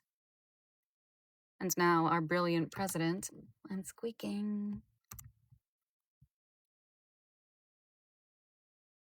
And now our brilliant president called the governors, encouraging them to open schools. My son is miserable. Our whole family, keep in mind my spouse is a teacher, hates remote learning. A child grieving in a world where he is stuck inside with no outlet is awful. But opening schools seems careless. Yes, we all want to escape our cramped condo, but I'd rather deal with the daily breakdowns my son has than watch as more families suffer the death of a loved one. I don't understand our callousness regarding human life. Why are we so willing to sacrifice people to the god of money, the god of selfishness, the god of inhumanity? I am back in New York with my mom. She feels like crap, but having...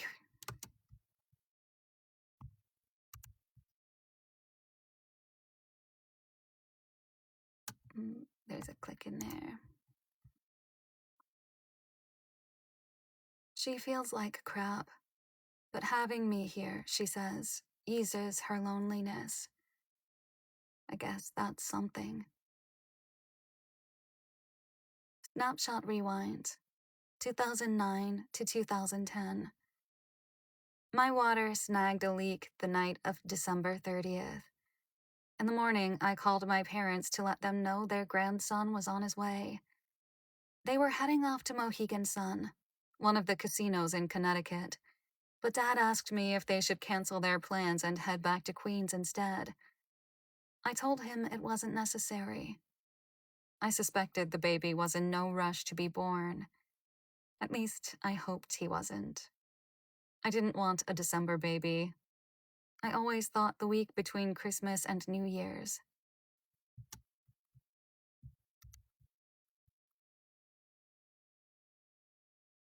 I always thought of the week between Christmas and New Year's Day as a dead week. Are you sure? He asked. If I wanted him not to go, he wouldn't have gone. I'm sure. The entire day, Dad worried. I didn't yet realize the worrying.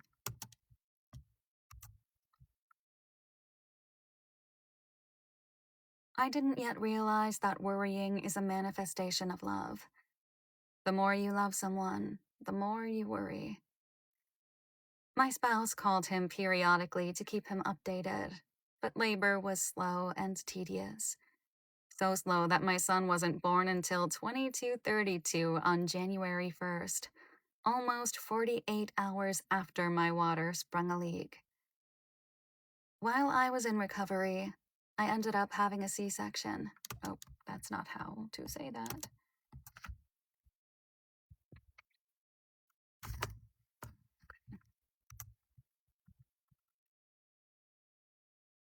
While I was in recovery, I ended up having a C-section. My spouse called my parents. Dad answered and she told him the news, adding, "He looks just like you." They couldn't wait to meet him. And the next morning, they enthusiastically drove into New Jersey to find the first of many happy moments with their grandson. I always knew my mother wanted a grandchild, that a grandchild would make her happier than anything else. But I didn't know how badly Dad wanted to be a grandfather until my son was born.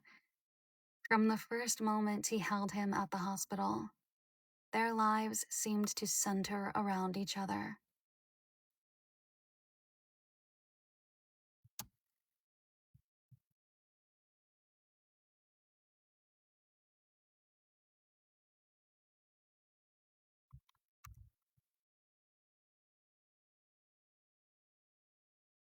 Day 44, April 28th, 2020. Daddy died 2 weeks ago. This morning, when I came home from my walk, Mom was crying. She had seen a news segment that indicated that people who were unconscious. Sorry.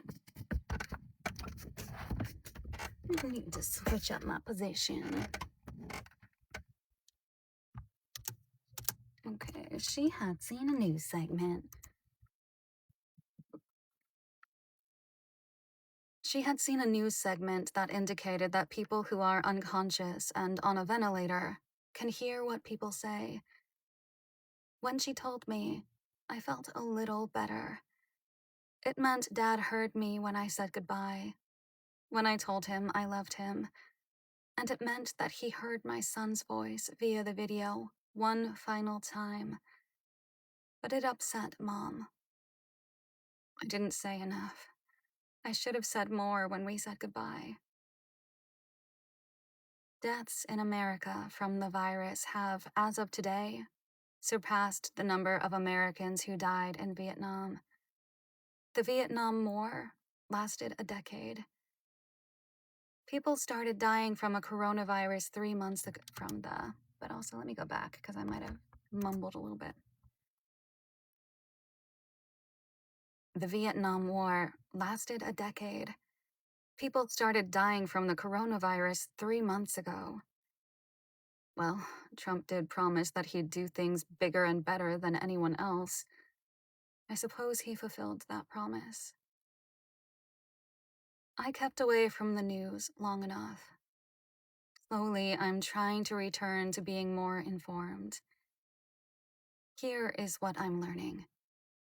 According to NBC News, the first confirmed case of COVID-19 in New York City was on March 1st, 4 days after my parents left for their cruise.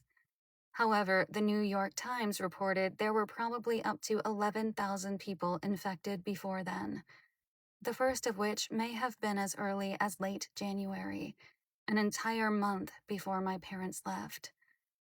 Also disturbing is the fact that the first death in the United States seems to have occurred on February 6th, much sooner than originally reported. A recent Washington Post report claims that several U.S. intelligence agencies had been warning the president of the severity of the virus as far back as January. Warnings appeared repeatedly in the president's daily brief, but instead of passing on the pertinent information to the Americans, he continued to pretend it was no big deal. I've said before, my parents never should have been allowed to leave the country. I assumed that Trump had the intelligence information to protect my father and thousands of others if he desired to do so. Apparently, I was correct, and Trump just didn't care enough to do anything proactive. In late January, he banned travel from China. But as always, there were exceptions, and some people continued to travel from ground zero to America. Besides, the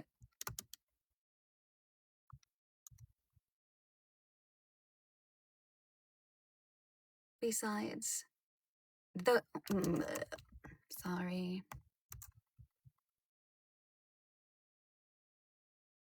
Besides, the ban only affected one country.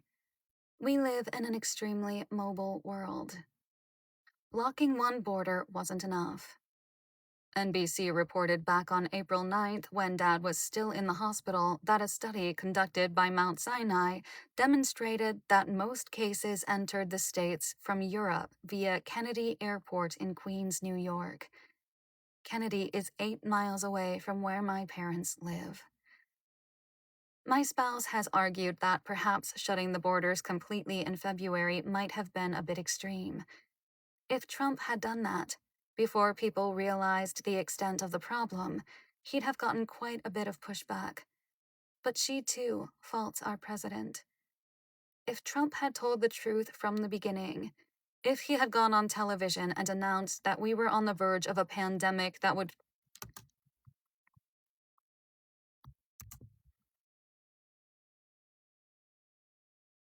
If he had gone on television and announced that we were on the verge of a pandemic that could potentially kill hundreds of thousands of Americans, your father would have been able to think about things differently. You're right. He would have.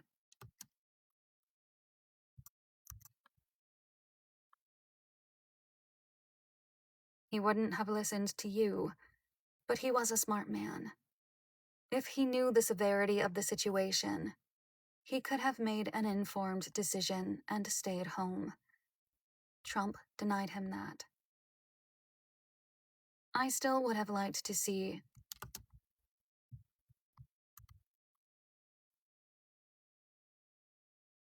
I still would have liked to have seen Trump shut the borders, but I'd have settled for honesty. The biggest problems were the lack of information given to the American people and the lies Trump disseminated instead of facts. Reality. My spouse is right. My dad was exceptionally logical. If he knew the facts, the danger he was in. Remember, he said he wasn't going to my son's tournament because by then the truth was seeping out. He never would have left. He very well might still be alive. But Trump continues to be evasive. His emphasis remains not on the people and protecting us, but on the economy. Money is all that man talks about. Money and his ego. He wants us to feel indebted to him personally, which is why he insisted on signing all the stimulus checks. His self-praise is nauseating. I'm sure people will be very happy to get a big, fat, beautiful check, and my name is on it. Really? A big, fat, beautiful check. It's $1,200. All things considered, it's not that much. It doesn't cover my monthly mortgage payment, and I live in a tiny condo. Rent in many places is more. And if people aren't working, how is one relief check really helping? Once you pay your rent, you still have to feed your family.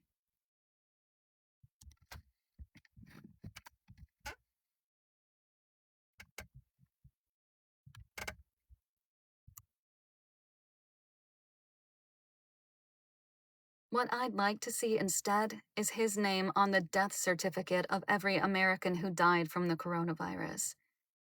At the bottom of each certificate, it should read, Donald J. Trump cared more about his ego and the economy than insert person's name, life. Checks will be cashed, and no one will keep a record of his signature on them. But death certificates are part of the historical record. Historians use them all the time. Therefore, he wouldn't be forgotten. Trump wants to be the biggest and the best. He wants to claim he did things better than any other president. So why not give this to him? Let him take credit for all the deaths, all the lives he ruined. After all, it's what he deserves. I thought Jackson was a bastard for causing the deaths of roughly 6,000 Cherokee on the Trail of Tears. And Johnson was responsible for the deaths of 58,000 Americans because he escalated the war in Vietnam. Trump outdid them both, and in a much shorter span of time. Let that be his legacy. American deaths. Along with a relief check, so measly it won't even cover a year of my son's Taekwondo tuition, Trump sent out a letter to Americans praising himself for a job well done. The letter begins, "Our great country is experiencing an unprecedented public health and economic challenge as a result of the global coronavirus pandemic. Our top priority is your health and safety." Is this where I'm supposed to laugh? How can he even justify saying that? At what point has he demonstrated that anyone's health or safety is important to him? The letter continues. As we wage total war on this invisible enemy, we are also working around the clock to protect hardworking Americans like you from the consequences of the economic shutdown. We are fully committed to ensuring that you and your family have the support you need to get through this time. What? He doesn't really expect me to believe he is waging total war on the virus. He is encouraging states to open up, which will give the virus room to grow and spread. That's the exact opposite of waging war against something. If he wants to make sure Americans have the financial support they need, well, it's going to cost him much more than $1,200 per person. If he were as generous as he claims to be, if he dug deep into the treasury and dished out the money people genuinely need, enough for rent, bills, food, then maybe people wouldn't be clamoring to go back to work. If people didn't have to worry about going hungry, they'd be more willing to stay home in an effort to help prevent the spread of disease. The final paragraph begins, "Every citizen should take tremendous pride in the selflessness, courage, and compassion of our people." Excuse me. Yes, there are Americans who are currently being completely selfless, but not Trump, not the Republicans. I have seen not a single act of courage, compassion, or selflessness from our president or our current presidential administration. Thanks for the likes. Oh, Brittany, you're back. I fumbled. Or our current presidential administration, especially since the onset of this pandemic. In the wake of Dad's death, I find this letter extremely insulting. Unlike Trump, Dad was very generous, and not just to his family. Mom always said that organizations would call asking for donations, and Dad almost always reached for his wallet. Today, I was helping Mom do some online banking, and as I was looking at the credit card statement, I realized how right she was. There were several charities that Dad donated to on a monthly basis, including the ASPCA, a Native American school in South Dakota, and WWF, World Wildlife Fund. Mom wanted to take 2 walks instead of our usual one. Her leg hurt, but walking seemed to be the only thing that gives her a bit of respite from the emptiness she feels at home. Only in New York City would a man...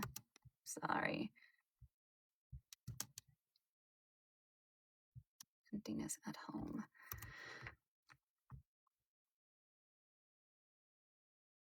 Only in New York City would a man walk around with a jockstrap over his face instead of a mask. When I saw him, I chuckled. In my head, I could hear Dad laughing and commenting loudly about the ridiculousness of it for everyone to hear. Snapshot rewind. 1986. The summer before I turned 12, Dad took us to Cape Cod for vacation. He rented a house in Eastham. Let me check that pronunciation.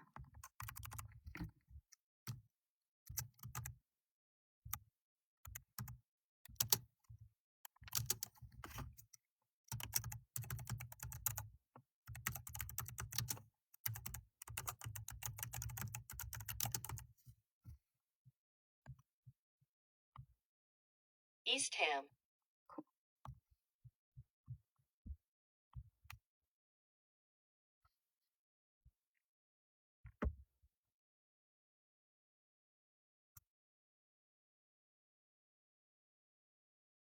He rented a house in Eastham for 2 weeks.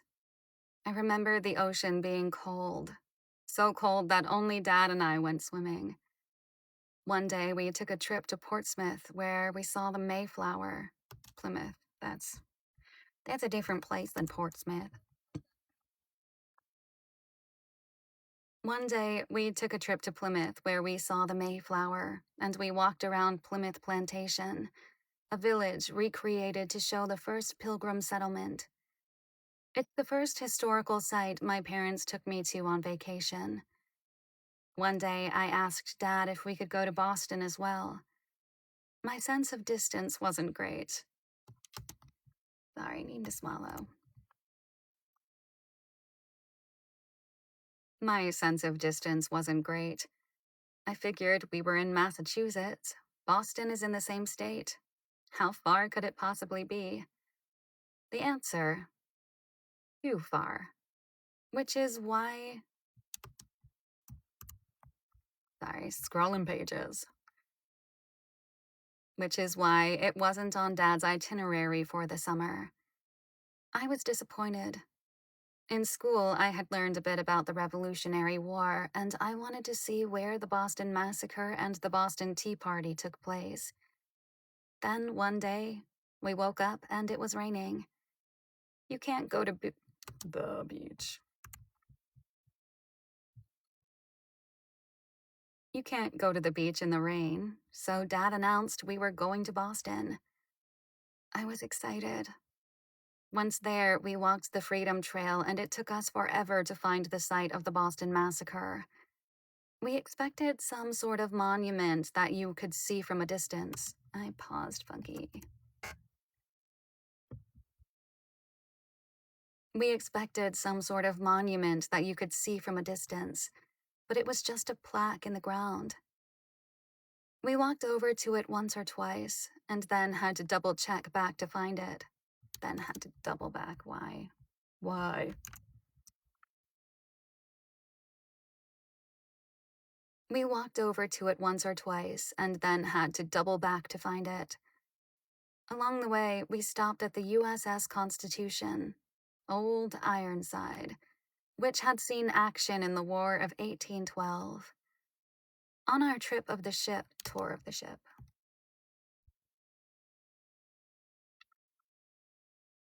On our tour of the ship, I asked the guide why America fought in the War of 1812.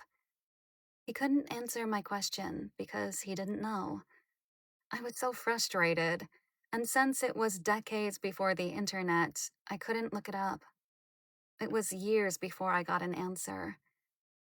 Impressment, or forcing American merchant sailors to join the Royal Navy, restrictions on trade in Europe, and conflict regarding westward expansion and the relations with Native Americans. From Dad, I developed a love of going on vacation and traveling to new places. From both of my parents, I learned to love and appreciate history so much that in many ways, the two, travel and history, became intertwined. Now, whenever we go away on a family trip, I make sure we visit. I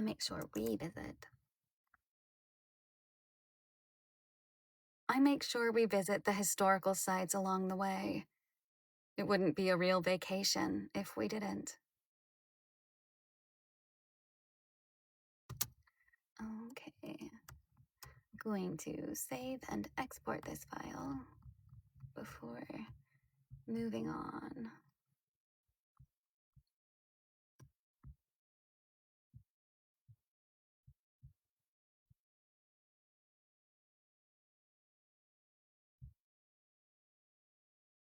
Stolen.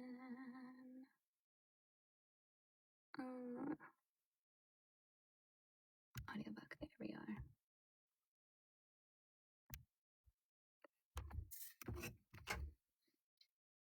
Hi, Alyssa.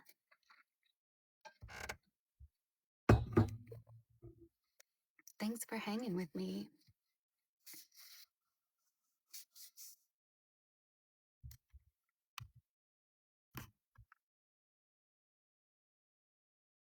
Oh, thanks for the love, Brett. This file is taking a long time to export.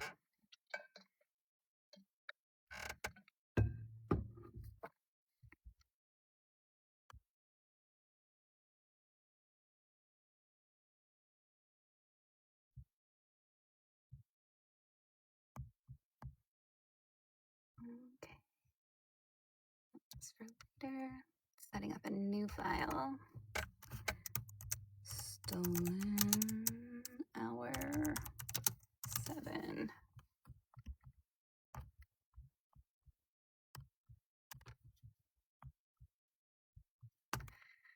Alrighty, here we go. Thanks, Brittany. Day 45, April 29th, 2020. I drove out to Mattituck with Mom because she wants to sell Dad's car back to the dealership in Riverhead. It's the first time in I can't remember how long that I arrived and Daddy wasn't there. In the before, as soon as he heard my car in the driveway, he'd rush out onto the porch to greet me and my son. But today, the house was empty and cold. This used to be my happy place. The place I ran away to when I was. The place I ran away to when I was absolutely miserable. It cheered me up. It gave me strength. Not today. Today, it made me cry because the house alone is just a structure of wood filled with furniture. Without Dad, the happiness is gone. Dad will never do anything with me ever again. He will never come back. Other people are complaining about how miserable they are because they are locked down in their homes. But someday, they will be able to step outside and resume their normal lives. Not me. When this pandemic ends, I will have to find my way in a whole new world. When others are celebrating, I'll still be crying. For me, my son, and my mother, this nightmare will never end. It will follow us forever.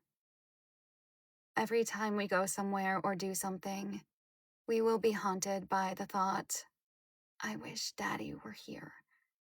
Or Daddy used to like this. Or remember how much fun you and Grandpa used to have. I will carry the bitterness and sorrow with me forever. Being here is hard. I am surrounded by memories. The last time I was here was back in November. I came to rake leaves. I always came in November to help with the leaves because Dad was getting old and it was exhausting. It hurt his back. Raking was the least I could do to help him, to give something back. I thought I'd be raking leaves for him for many years to come. I was wrong. While being in this house is painful, I'm sure it's worse for Mom. She always used to joke, "This is your dad's house. The city house is mine." This is where Dad, like me, was happiest. After Dad retired, he and Mom used to come out here frequently. They went out to dinner. They enjoyed going to the movies. And many mornings they'd go out for breakfast and sip their coffee while enjoying each other's company. Since Mom doesn't drive, she can't come out unless I take her. She's already talking about selling it. The house needs constant care and upkeep. I don't think I can do it without your father. She might be right. If I beg her to keep it, am I being selfish? Sorry. Swallowing, but also I think I want to add a she said.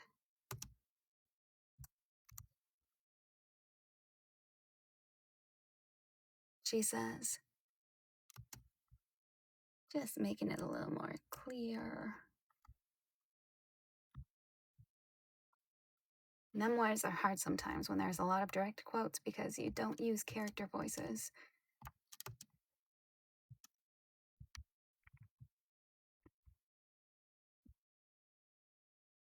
Summers will have to enter a new era, but I'm not ready to leave the old one behind.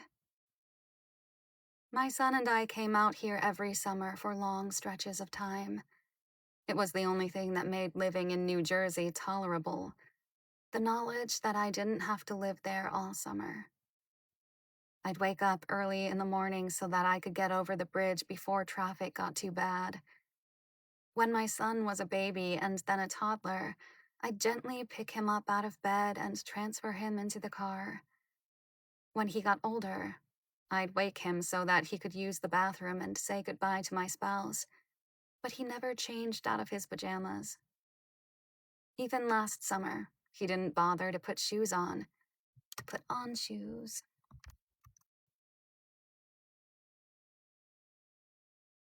He didn't bother to put on shoes. Dad died before my son got too big for me to carry him from his room to my car. Once here, when my son was little, Dad would pick him up out of the car and carry him inside. This house was my son's palace. Dad treated him like a king. Always, Dad was looking for fun things to share with my son. He'd take him fishing, to summer programs at the library, and to play miniature golf. In the fall, we went apple picking and pumpkin picking. My son only had to mention something, and my dad found a way to do it.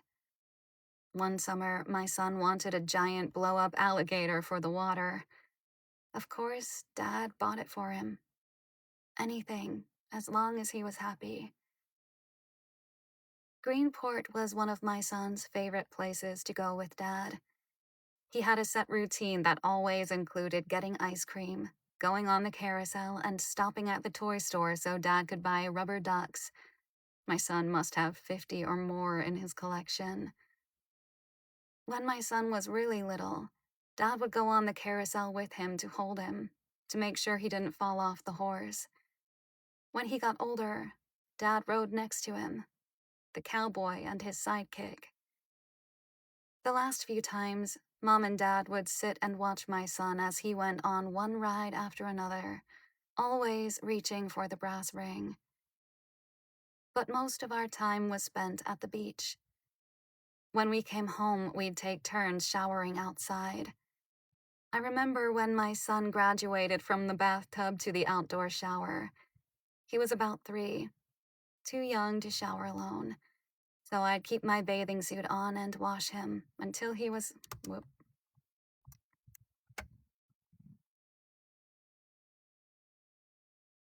Once he was clean, he'd scream as loudly as he could, "Bab Bab," and Dad would come get him. He'd pull open...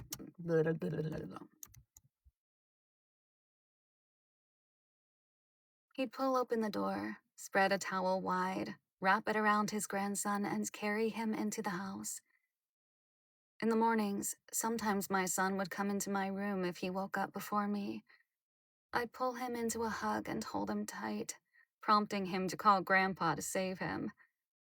Grandpa always came, and we'd have a tug of war. Dad and I pulling my son while he laughed. Eventually, I'd let go, allowing Grandpa to rescue him. Other mornings, my son would wake up and go into his grandparents' room. He'd wiggle between them, and Dad would put on whatever cartoons he wanted to watch. Daddy loved those morning cuddles. When we got to the house, the heat wasn't working, so Mom called to get someone to fix it. After they came, I went out for a walk. I headed down to the Sound.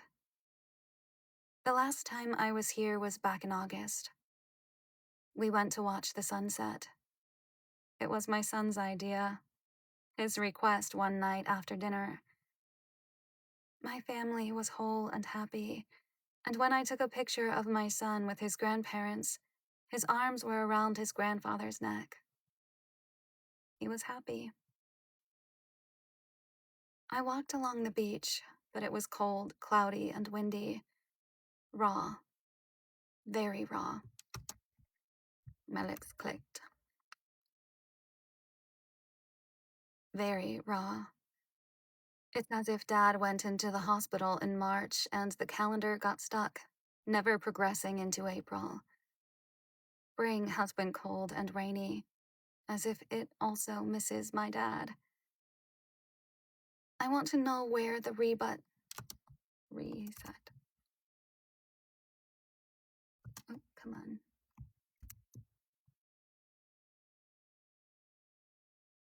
I want to know where the reset button is. How can I turn back the clock? Prevent my parents from going away? Keep them safe? Mom told me that the last few days on the boat, Dad was starting to worry, and Dad never worried. According to Mom, he had his cell phone. He probably knew things were getting bad and he grew anxious to get home, she said. If only he never left. If only Trump had told the truth. I'd still have him here with me. My son would be happy. And I could deal with the boredom of a lockdown because this is where we were all supposed to be. 2 weeks after my parents came home, we were supposed to come out here to weather the pandemic storm together. But we never got here. The virus claimed Dad before we could be with each other one final time. We probably should have picked up water at Costco. We can't drink tap water here. It's not safe. When I pulled open the cabinet to see how many bottles we had, I thought of all the times Dad poked fun at how much water I drank. Before I'd come to visit, he'd tell Mom, "Liz is coming to visit. We should get more water." Dad used to make fun of me all the time, always in jest. Sometimes I was too sensitive. I wish I hadn't been. I should have just laughed along with him, but I didn't realize my days of laughing with him would come. Sorry, my S was too sibilant. Okay.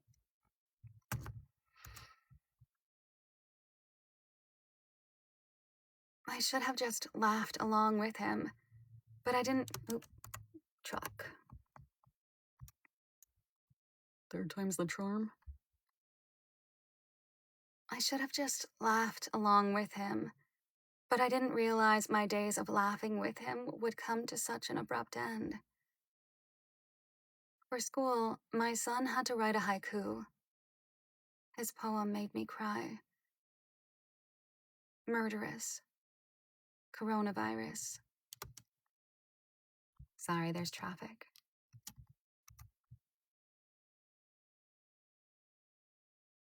Murderous. Coronavirus. Like a silent killer, killing everyone. Snapshot rewind. 1996. After graduating college, 2 friends and I drove cross-country. At the end of our 3-week trip, they dropped me off back home in Queens late at night. It was the day before Father's Day. Instead of going to bed, I got into my car and I drove out to Long Island. I wanted to surprise Dad. It was after midnight when I pulled into the driveway. Quietly, I crept into the house, and I fell asleep almost immediately. In the morning, Dad's voice, a tentative whisper as he stood by my door, woke me up. "Liz, is that you?"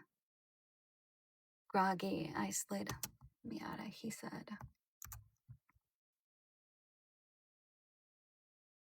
He said, oh, throat noise, fudge. He said, groggy, I slid out of bed, smiled, and gave him a hug. Happy Father's Day.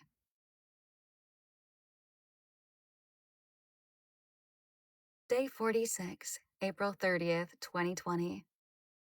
I'm in bed listening to the rain tap down on the roof. It's one of those sounds that used to lull me to sleep.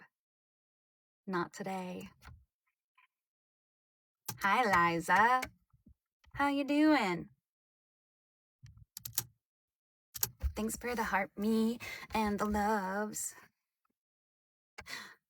Ooh, go popular ×5. I'm doing okay.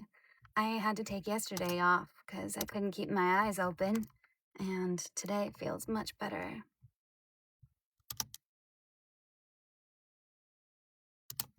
Okay, it's one of those sounds that used to lull me to sleep. Not today. I'm so tired, but I haven't been able to sleep well since Dad went into the hospital.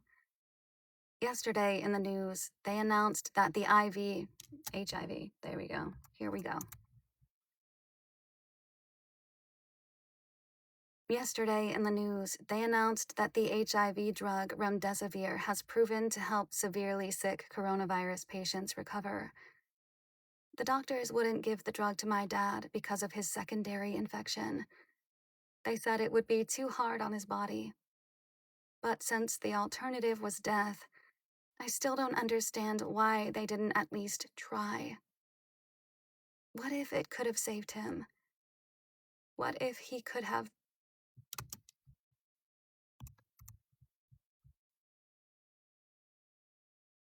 What if it could have brought him home?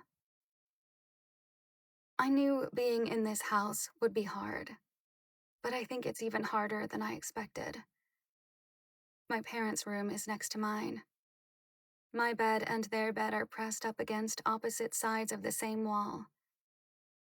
Whenever I slept here, I could hear both Mom and Dad snoring all night, every night, and it was loud.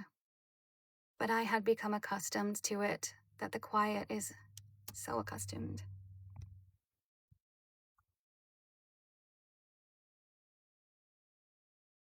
But I had become so accustomed to it that the quiet is unsettling. Even Mom isn't snoring, because she won't sleep in her bed, even here. She slept in the living room, sitting partially upright in the reclining chair. When I asked her why, she explained, "It's too lonely. I miss your father even more." After almost 50 years of sharing a bed, I suppose sleeping alone would be unsettling. The bed would feel too big. We used to call this house the country house until my son, as a toddler, started referring to it as the beach house. There was Nona and Grandpa's city house and their beach house. That's how he differentiated them. But when people hear beach house, they think oceanfront property and big house, so it can be a little deceiving. Let me go back because my stomach grumbled and I just need to hear if it's in the audio.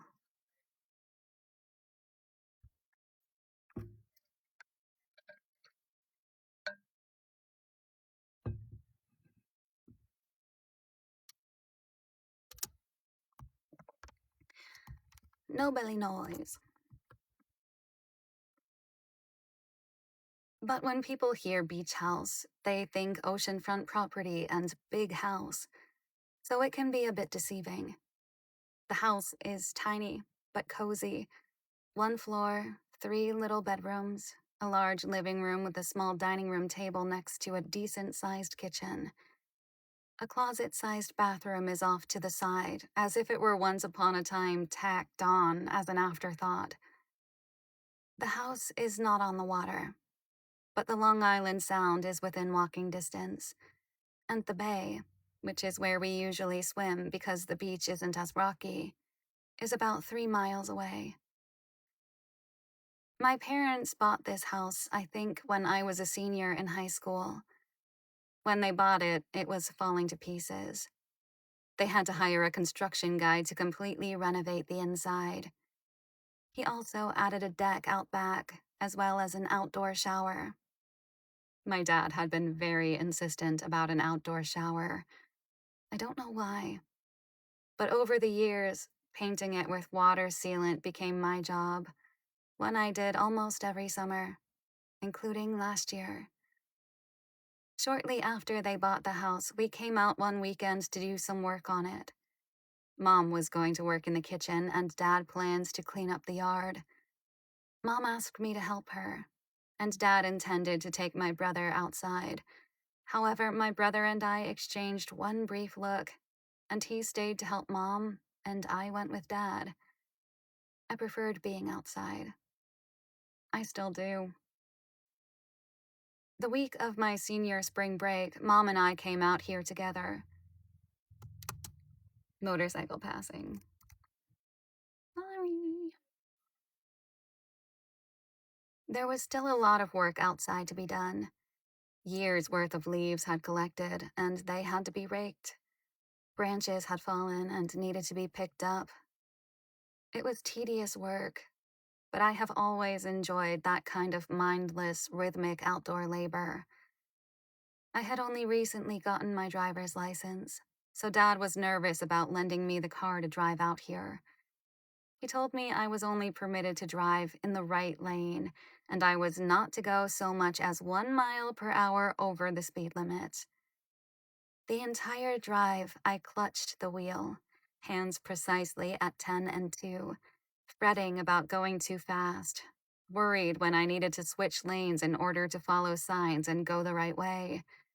It was the most nerve-wracking drive of my life, but we arrived safely. After I graduated high school, I got my very first job working at a local movie theater. It was great because I was allowed to let friends and family members into the movies for free.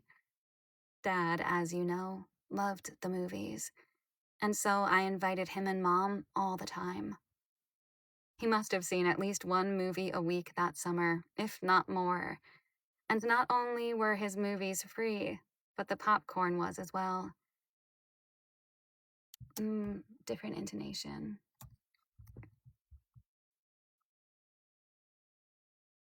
And not only were his movies free, but the popcorn was as well. It may have been the only time in my life that I had the opportunity to spoil him. They would arrive at the theater.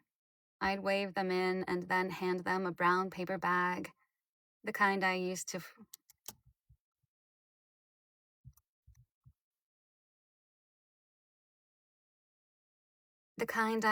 to use for my lunch in high school, filled with popcorn.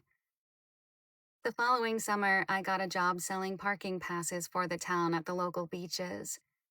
I had that job for 3 summers.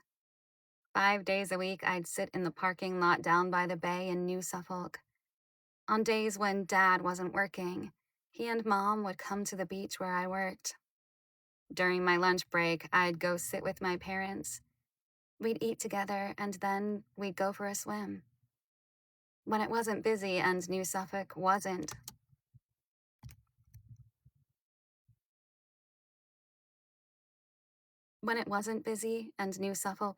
one of the busy beaches. Okay, different infant.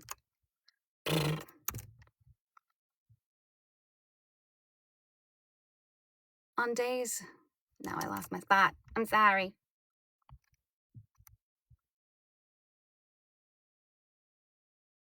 We'd eat together and then we'd go for a swim. When it wasn't busy, and New Suffolk wasn't one of the busy beaches, Dad would come up to me with the beach paddleball game and we'd play for a while. On occasion, my boss sent me to Sound Beach off the North Road out in Southold. It was farther from home and more crowded.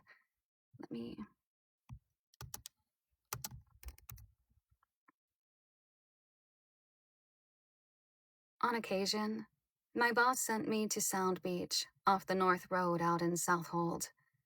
It was farther from home and much more crowded, but sometimes my parents drove out there if it was where I was working. I was never that teenager that didn't want to spend time with my parents. It was a phase I never went through. This morning, Mom and I got bagels for breakfast, and we drove to the bay to eat them. We sat in the car in the parking lot. It was cold and windy, though the rain had stopped. The bay, which is usually calm, was stormy. Waves crashed on the sand, and white caps rippled up from the water. Mom and Dad often used to drive to the beach for breakfast. On warm days, they'd sit outside at one of the picnic tables, but on the cooler or rainy days, they'd sit in the car, sip their coffee, and look out at the water. We're back in Queens. To sell Dad's car to the dealership, it turns out Mom needs the lien lease.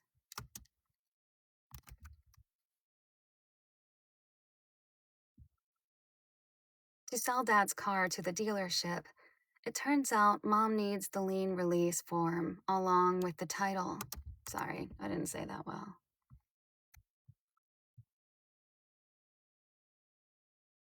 To sell Dad's car to the dealership, it turns out Mom needs the lien release form.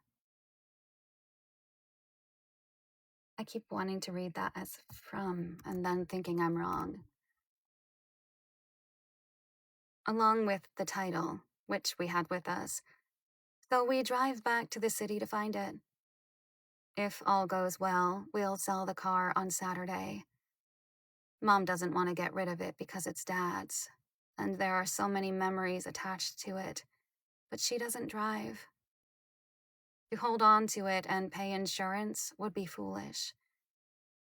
I offered to teach her how to drive, but she claims to be too old. She's too afraid of hurting someone or killing them on the road. My memory on Facebook made me both smile and cry. 7 years ago, I posted, Gary talked to Grandpa.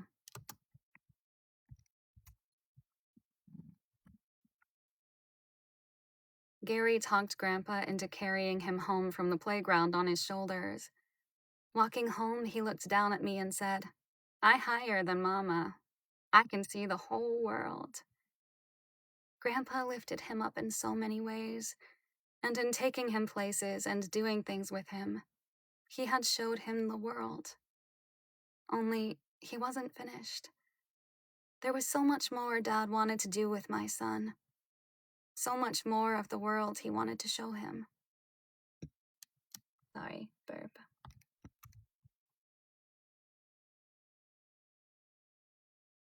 Snapshot rewind. Sometime in the mid-1990s, Daddy and Fireball loved taking. I can read, I swear. Sometime in the mid-1990s, Daddy and Fireball loved taking walks on the beach. When I was with them in Long Island, I always joined them because I also like walking. Though it was their company, I enjoyed more. Belly noise.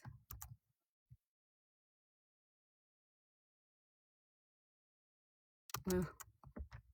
Sorry, my belly's still... She's opinionated right now. It is lunchtime. One afternoon, either late winter or early spring, the three of us got in my car, and I drove to our favorite bay beach in Peconic. I need to check that pronunciation.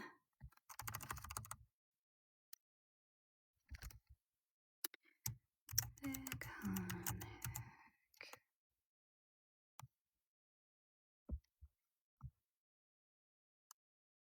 New Hampshire. How to pronounce Peconic. Peconic. Peconic.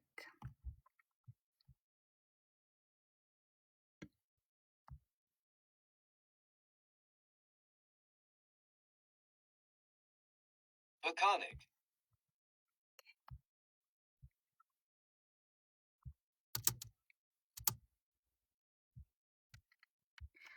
Did it right.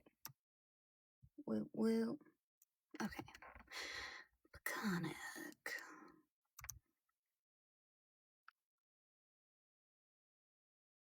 Years later, my son would refer to it as the Treasure Beach. But that's a story for another time. Anyway, while we were walking, on the beach in the off-season, we never kept Fireball on a leash. Fireball spotted a flock of seagulls hanging out in the water. She took off in a sprint after them. Despite Dad and I both calling her, she got to the edge of the water, leapt into the air, and landed with a splash, scattering the birds in a whirlwind of feathers and screeches. Dad roared with laughter. I fumed over the fact that I was going to have to bring a wet dog home in my new car. I hadn't even brought a towel for her to sit on or to dry her off with. It was cold. No one was supposed to have gone swimming. I was in a bad mood for the rest of the walk, and Dad's laughter only made me crankier. But in years to come, I'd learn to see the humor. Dad and I would reminisce about it and laugh together.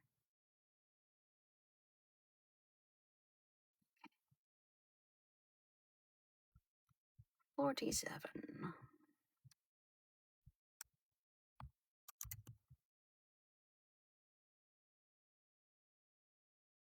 Day 47, May 1st, 2020.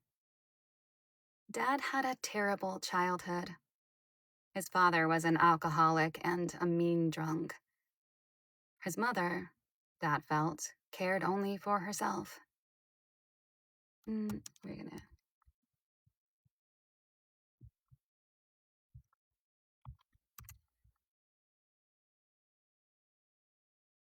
His mother, Dad felt, cared only for herself. When Dad was little, his mother put him to bed every night by 6 o'clock, not because he needed sleep, but because if he was awake when his drunk father came home, his father would beat him. Dad grew up in a house of violence, one in which he felt unloved. I've read how abused children tend to grow up and abuse their own kids. But that wasn't Dad. It's almost as if Dad had been taking notes all through his childhood about the things he wanted, the things he wished he had, so that when he grew up and became a father, he could give his kids all the things he once wanted. His first memory was of the day the family first...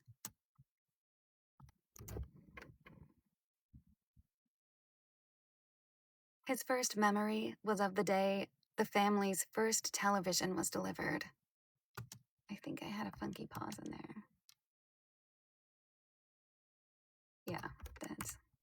We can try that again. But first, I'm going to plug you guys in because I don't want you dying on me. It'll be sad. Which end of the wire? Here we go. I found it. Oh, thank you.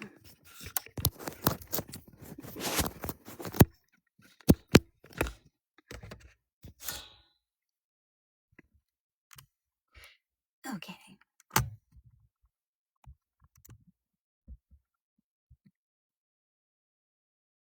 His first memory was of the day the family's first television was delivered.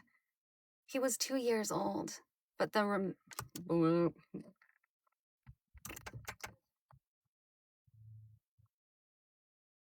memory remained crisp in his mind.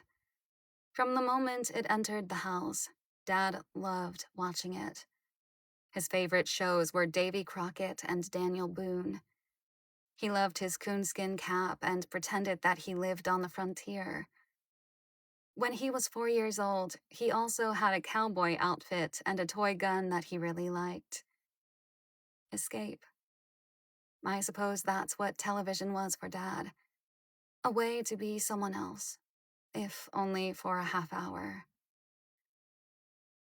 As I write, I wonder if this is where Dad's interest in history was born. Did he grow up liking visiting historical sites and reading historic fiction because of these early television shows? When Dad was a kid, his family would go on vacation to Welcome Lake in Pennsylvania. Vacation usually coincided with Dad's birthday, July 16th. What Dad remembered most was that he never had a birthday party with his friends. His parents would have a party for him at the lake, but it was always with strangers, kids he didn't know. It never really felt special, and that always bothered him. Maybe that's why, as an adult, doing something fun and having his family around for his birthday was so important to him. Sorry, car.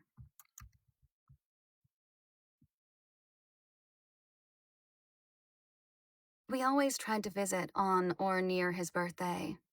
And one year, not long ago, my son made him a homemade birthday cake and iced it to look like a baseball. Oh, how Dad appreciated that cake. His smile said it all. Sometime in elementary school, Sacred Heart, the same school I attended, maybe in second grade, Daddy got into trouble for kissing a girl. The principal sent him home and told him he couldn't come back to school unless his mother returned with him.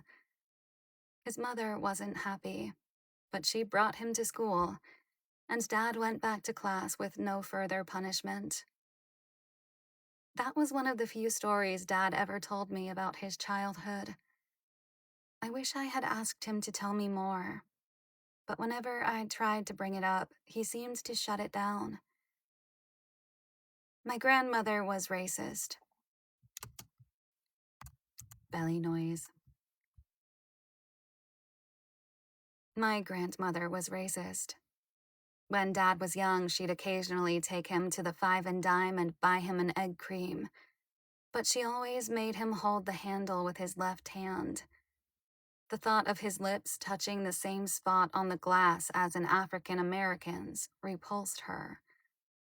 This story that Dad told me more than once, even as a young child, was my first introduction to racism. And the way Dad told it, it was clear that he believed his mother's words and actions were wrong.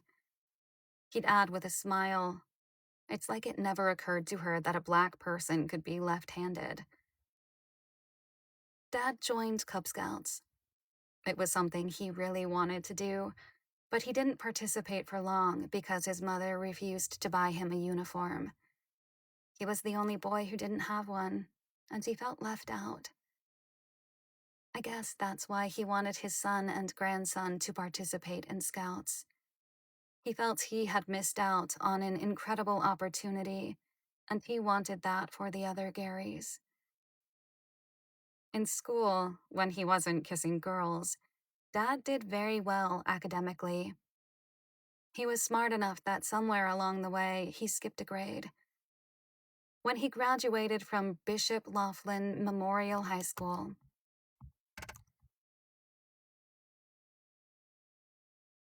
when he graduated from bleh. Come on, you. When he graduated from Bishop Laughlin Memorial High School, he was only 16 years old. He was always very proud of that. His parents refused to pay for him to go to college, so he went to City College of New York, which at the time was free. However, his senior year, the campus he attended became Baruch College. Let me check that pronunciation. Baruch College pronunciation.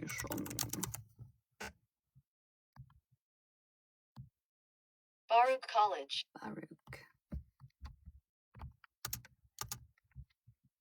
Baruch.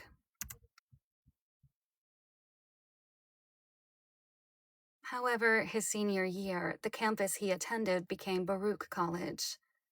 As a result, his diploma reads Baruch, not CCNY, which always bothered him.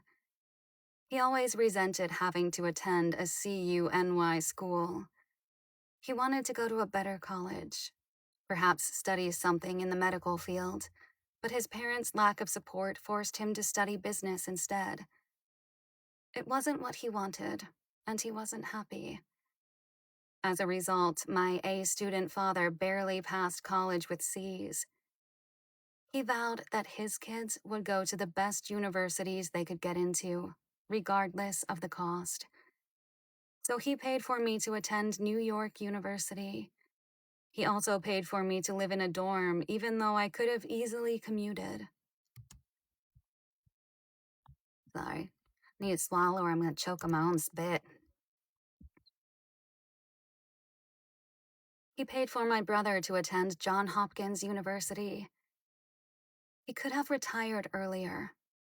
He could have enjoyed more years of traveling with Mom. But first, he had to pay off the money he borrowed against his pension so that his children could be well educated. A cousin once asked me if I knew how my father overcame his awful upbringing.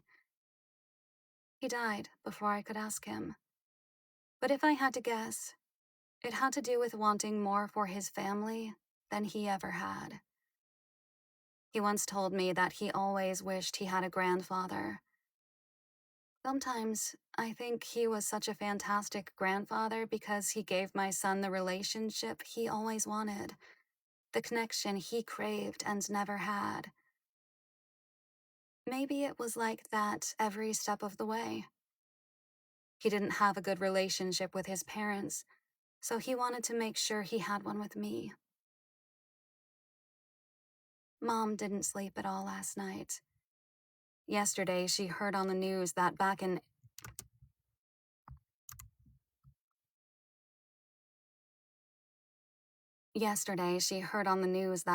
April 9th, the former Fox News host, Bill O'Reilly, offensively commented that people who died from COVID-19 were on their last legs anyway.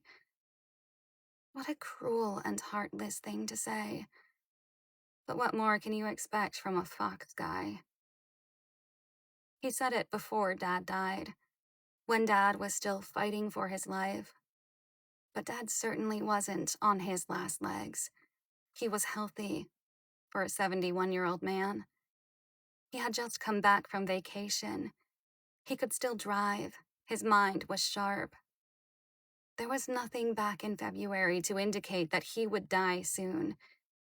And then one insensitive asshole makes a vicious comment that not only insults my dead father, it also hurts my mother so much that she sat awake all night in more pain than she had been in. This morning, the comment still echoing in her mind, she's crying almost continuously. It's bad enough that Trump's lies and incompetence killed my dad. Now his supporters think it's okay to disrespect the dead and further hurt the living. Trump's America is not an America I respect, nor one that anyone with any sense of decency should have any pride in. I took Mom grocery shopping today. As we were leaving and getting into the elevator, she said, "Even coming here is miserable. Your father and I used to come here all the time, and all I can think about is how he used to joke about everything." There's a truck.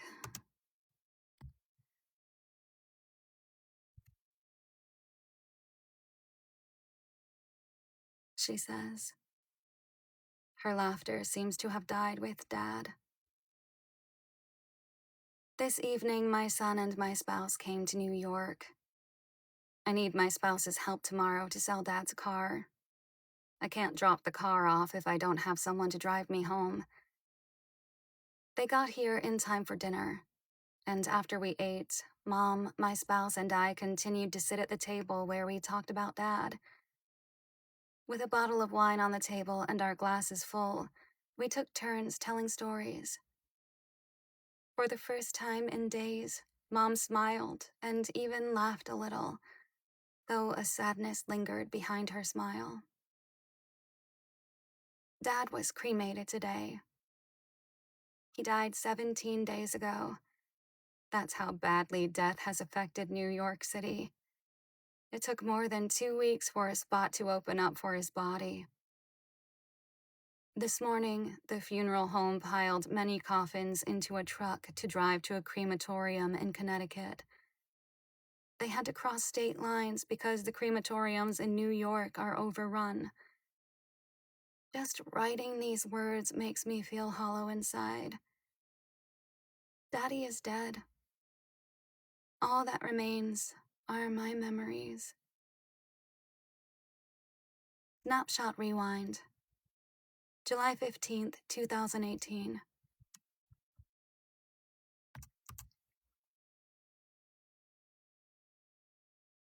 July 15th, 2018. My son doesn't play basketball. I enrolled him in T-ball when he was 4 and again when he was 5, but he didn't love it. Baseball just didn't interest him. And I was never going to push it. But Dad loved baseball. Hold on. I think I might have said basketball at the beginning. Yep, I did. My son doesn't play baseball. I enrolled him in T-ball when he was 4 and again when he was 5, but he didn't love it. I mumbled.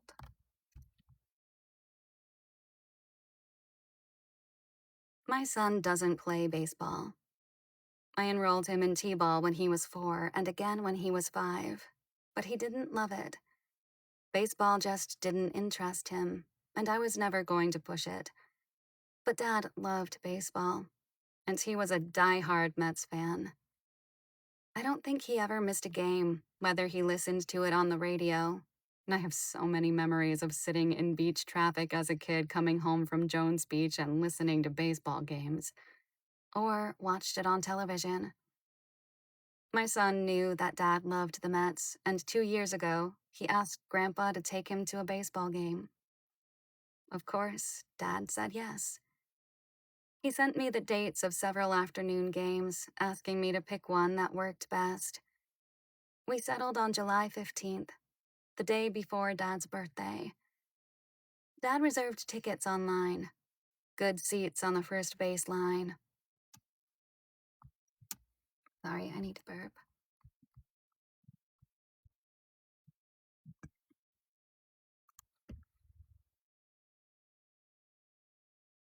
Dad reserved tickets online.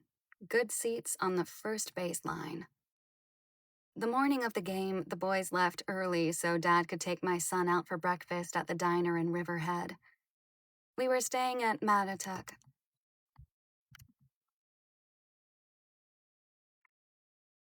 We were staying at the Mattatuck house. When we arrived at City...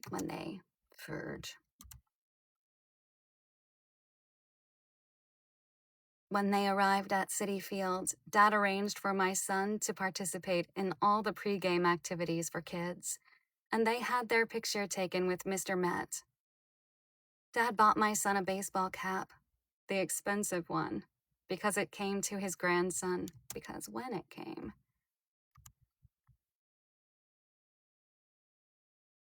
Because when it came to his grandson, money was never a question.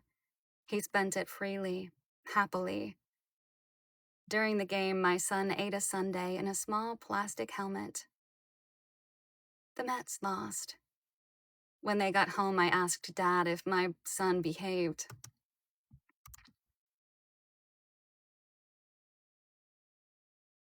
When they got home, I asked Dad if my son behaved, and he had, beautifully. But my son always behaves best for Grandpa. Last summer, in late August, they went to another game. They enjoyed going to the first one so much that they couldn't wait to go again. This time, Dad bought them matching Alonso shirts. Let me just make sure.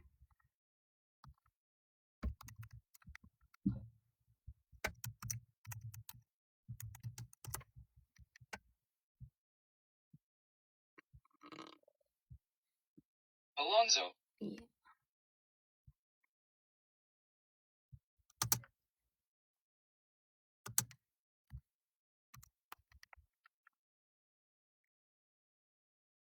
This time, Dad bought them matching Alonso shirts. He bought my son one that was too big so that he could grow into it, so that they could wear it the following year when they went to another game. That was always the plan. And while Dad was in South America, my son said to me, "I can't wait to go to a baseball game this summer with Grandpa. When he comes back, I'm going to make sure he gets tickets." Mom offered to give me money.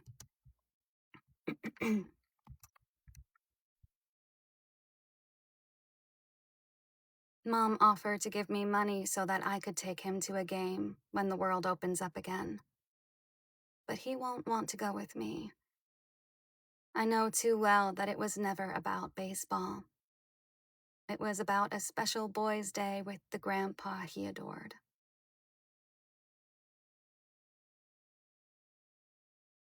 Day 48, May 2nd, 2020. Every day I miss Daddy more. I still can't believe this happens to me, to our family. I still can't believe this is the reality in which I am living, the reality in which I need to acclimate. How could he be here one moment and dead the next? And to think the last real conversation I had with him, the Wednesday before I took him to the hospital, ended in an argument about politics. My dad used to be a Republican. Until he died, I referred to him as a Reagan Republican. He thought Reagan was one of the best presidents America ever had. I strongly disagree, but whenever I tried to argue the point, Dad would get mad and end the conversation with, "I hardly paid taxes when Reagan was my president."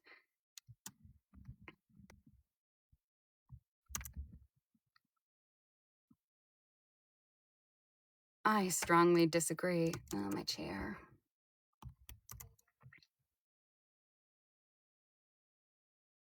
I strongly disagree. But whenever I tried to argue the point, Dad would get mad and end the conversation. Yeah, I could have tried.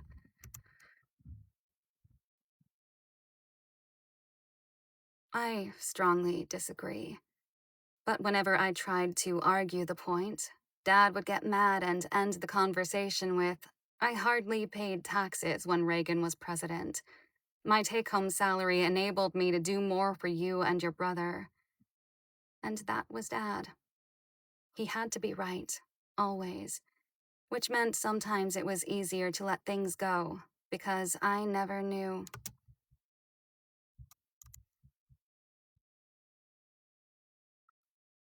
Because I knew I'd never change his mind anyway. But when it came to Reagan, I stopped trying.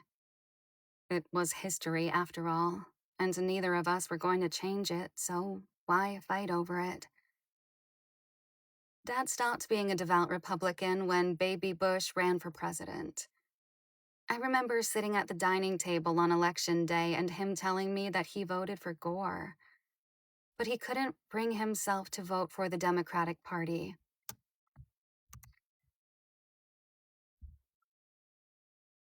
But he couldn't quite bring himself to vote for the Democratic Party, so he voted for Gore under the Working Man's Party. After that, Dad became an independent. In local elections, he would sometimes still vote for a Republican, but never again would he cast his vote for a Republican running for president. He liked Obama, and while he wasn't a fan of Hillary Clinton, he did vote for her because he detested Trump. After Trump was elected, Dad and I often made fun of him.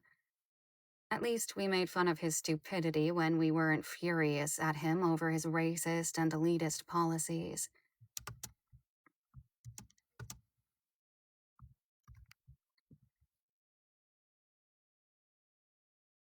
At least we made fun of his stupidity when we weren't furious at him over his racist and elitist policies. When it came to Trump, Dad and I were united, but I leaned further left on the political spectrum than Dad did. During the primary, we backed very different candidates. He liked Biden, and then Bloomberg. I was partial to Sanders. Dad hated the idea of socialism. He grew up during the Cold War, so I suppose it's not that hard to understand. During that era, bleh.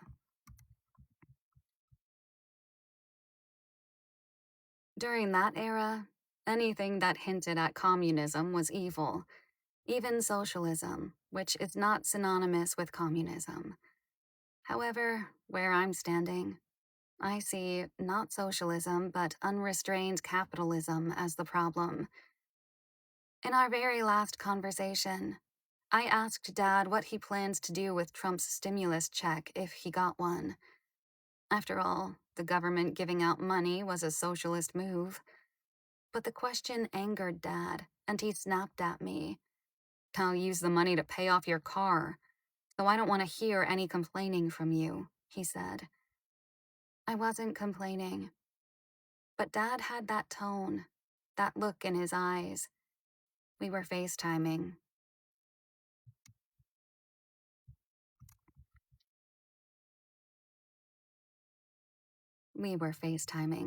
That said, either you can agree with me or drop it. I dropped it. What a waste. Our last real conversation, and it had to be a disagreement over something so stupid. Today was a crappy day. Actually, the last 36 days have been crappy, so I suppose at this point I shouldn't expect more. We drove out to Long Island with the intention of selling Dad's car back to the Toyota dealership where he bought it, but things did not go well. When Mom first called the dealership, she spoke to a guy named Chris. She told him the whole story about Dad dying and the car being in his name only, as well as the fact that she didn't drive, so she had to get rid of it. He told her to bring the car with the title. Just the title, nothing else? Mom asked. Wanted to make sure. He said no, just the title. We did what we were told, but when we got there, Chris told us we also needed the lien release paperwork. Mom was angry, furious that he had not been honest and thorough. But what could she do, other than agree to come back with the required paperwork? This morning, Mom called again to make sure Chris would be there and to ask one more time what paperwork she needed. He repeated that all she needed was the lien release and the title. My spouse drove in from New Jersey yesterday so she could come to the dealership with us. After breakfast, we drove to Riverhead. When we arrived at the dealership, Chris said he'd be out in 5 minutes. A half hour later, he emerged. He looked at the title, told Mom to sign it, and then said, "Oh wait, I can't take this. Your husband has to sign it." We, I, Mom, and my spouse, looked at him and said, "But he's dead." Chris shrugged. "Well, then you need the death certificate and certified proof that you are the power of attorney." Well, if this just doesn't make you hate people, I don't know what will. Well, then, you need the death certificate and certified proof that you are the power of attorney, he said. My mom started to cry. "But I asked you several times what I needed, and the death certificate?"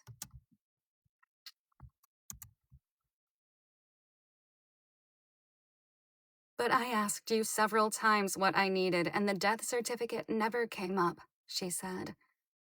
Now Chris was just being an asshole. "You must have spoken to someone else," he said. "No. Mom only..." I had funky noise. "No. Mom only spoke to him. No one else. But he didn't care that the fact that he wasn't paying attention cost us a drive we didn't need to make. That he angered an already overwhelmed widow.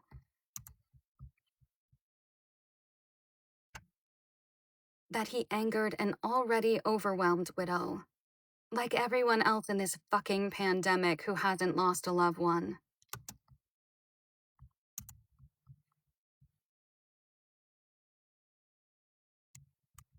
Sorry, there's traffic.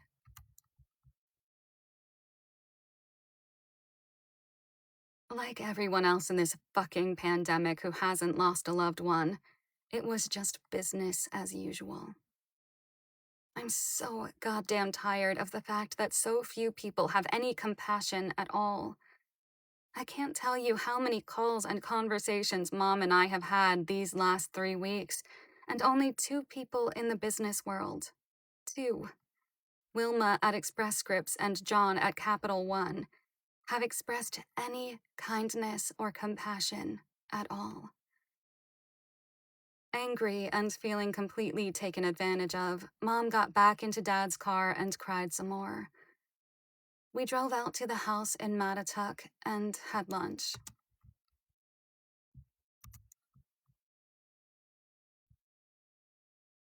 We drove out to the house in Mattatuck, had lunch, and then headed over to Veterans Beach to take a short stroll along the bay. We walked down to the inlet. Mom looked so small and stooped and sad, walking without Dad.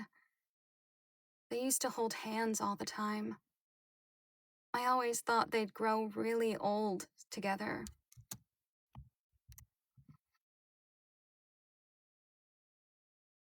I always thought they'd grow really old together, still holding hands, still doing everything with each other.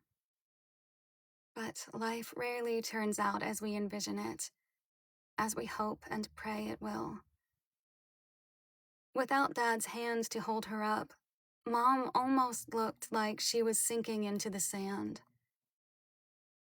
At the inlet, we stopped and sat on the bulkhead.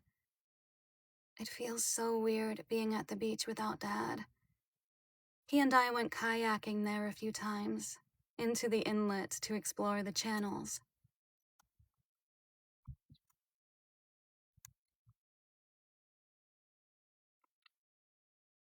We took countless walks on the beach with my son.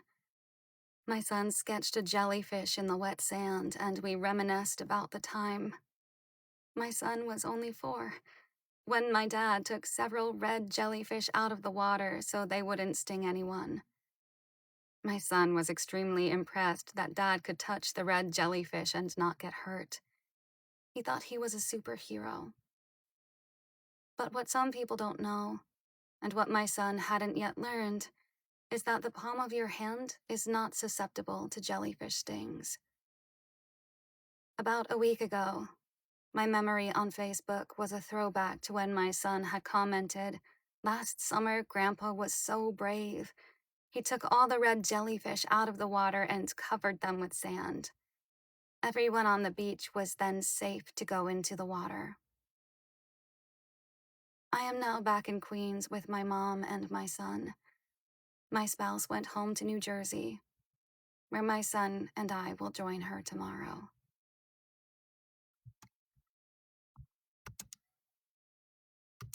I feel like that's just weird sounding. I am now back in Queens with my mom and son. My spouse went home to New Jersey, where my son and I will join her tomorrow. Snapshot Rewind, 1993. When I was born, my parents opened a bank account for me. Every birthday, Christmas, or sacrament, when I got money as a gift, I'd hand it directly to Dad, and he would deposit it into my account. I knew I had money. I knew I wasn't allowed to spend it when I got it, but I had no idea how much there was. When I got to college, I wanted a car. Excuse me.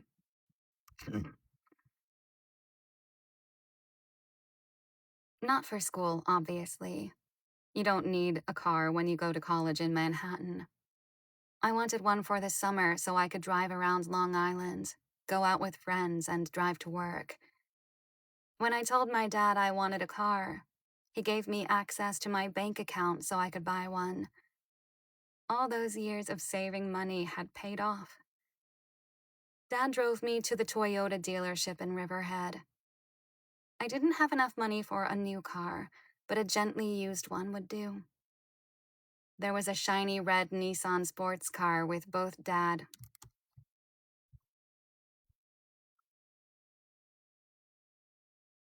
There was a shiny red Nissan sports car that both Dad and I liked, so I bought it. I paid for the car with my money, but Dad insisted on getting and paying for an extended warranty. It was a used car, and he wanted to make sure it would last, that in the end, it would be worth the money I spent.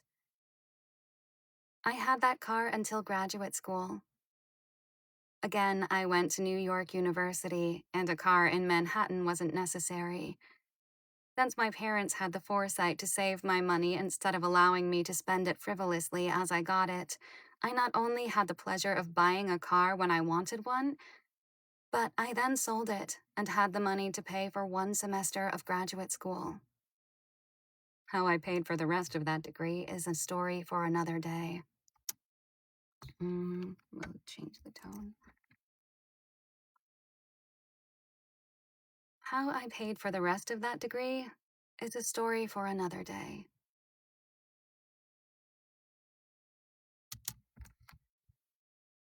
I can't feel my arms anymore.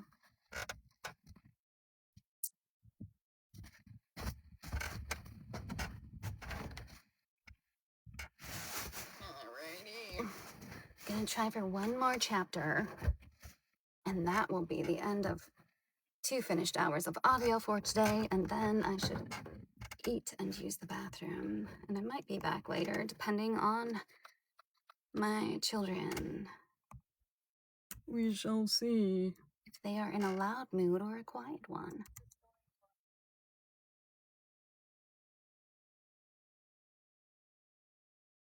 Day 49, May 3rd, 2020.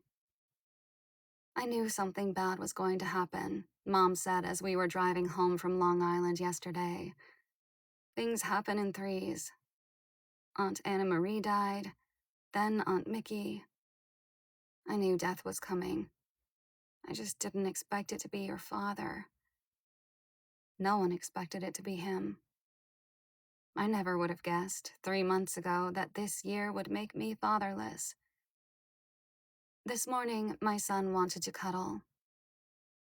I miss Grandpa, so you have to cuddle with me, he said.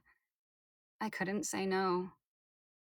Cuddles make me feel a little better, too. After breakfast, we headed back to New Jersey. It was beautiful.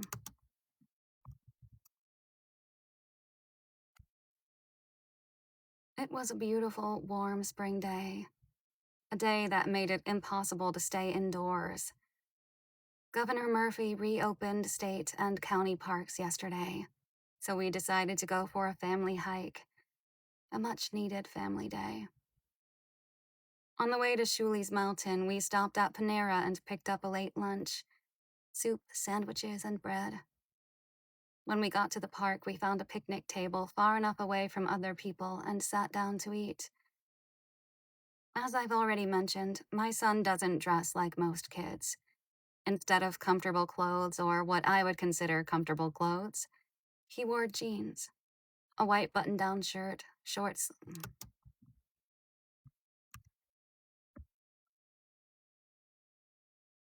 A white button-down short-sleeved shirt and a vest, along with a straw hat. He looked more like he was heading to church than going into the woods. We hadn't been hiking long when we reached streams stretching out from the base of a waterfall. My son insisted on stopping, taking off his boots and putting his feet in the water. We all did. It was cold but refreshing, and my son was smiling. It's the happiest I have seen him in a really long time. I guess we all needed a break from the pandemic, from our grief. But the longer we sat on the rocks, talking and listening to the water from the falls crashing into the stream, the more my mind began to drift to Dad.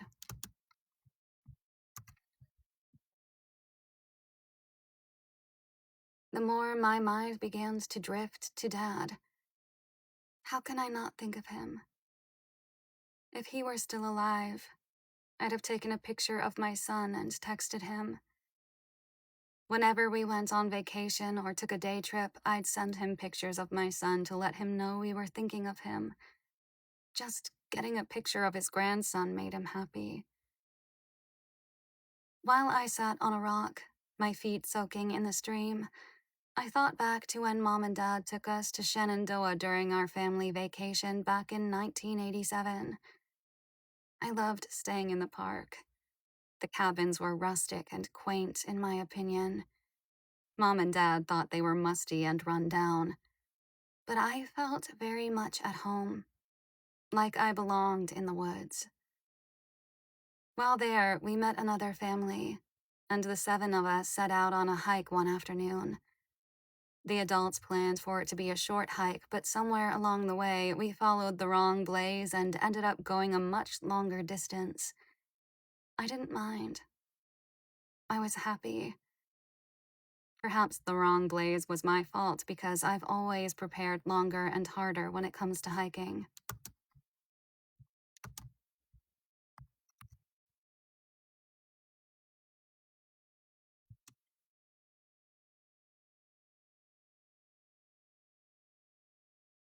Sorry, my page turned while I was pressing stop for my recording.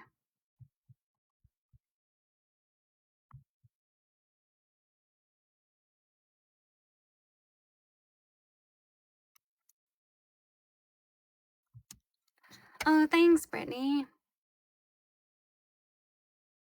I hope class is enjoyable. I took one semester of psychology and then I dropped out, so that's how that went. But you're gonna do better than me.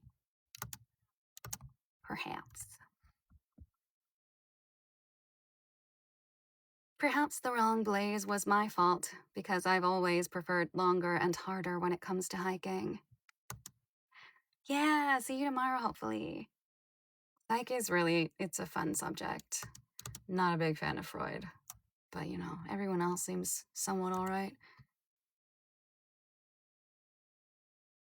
Perhaps the wrong blaze was my fault, because I've always preferred longer and harder when it comes to hiking. That was the same summer we went to Williamsburg, another historical site that I enjoyed. I remember once, I'm not sure if it was that summer or another, but I thanked Dad for taking me on vacation. He smiled and said, "You never have to say thank you, but when you have a child, I expect you to do the same for him or her." That stayed with me all these years. Every time I take my son somewhere new, I hear my dad in the back of my head repeating those words. Last night, I mentioned to Mom that before the pandemic canceled all our plans, we had intended to visit Niagara Falls this coming summer. Mom glanced over at my son, then turned back to me. "It made your father very happy when you took your son on vacation. It made him happier to know that you appreciated our trips so much you wanted to recreate them with your own kid," she said. I chuckled. I guess copyright.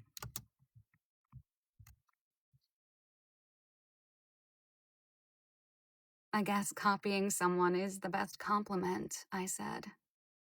Mom nodded. "You made your father proud." We had a good day until we sat down to eat dinner. My son asked to watch a movie, but it was late, and the movie he wanted to watch would not have ended until 11. When we said no, he fell apart, crying, screaming, hitting things. There was no calming him. My spouse sent him to bed, but he refused to move. His screams grew louder. He shouted that we were terrible parents, that we didn't love him, that we didn't cook good meals for him, that one of us should have died instead of Grandpa. Grandpa loved me. Grandpa loved me more than anyone, and now he's gone. My son sat down on the stairs, his entire body slumped, his head pressed into his hands. "I want him back. I want him back. I just want him back."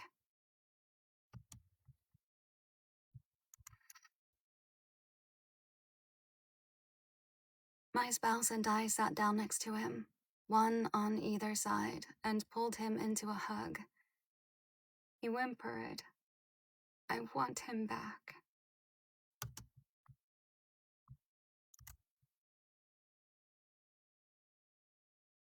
I want him back.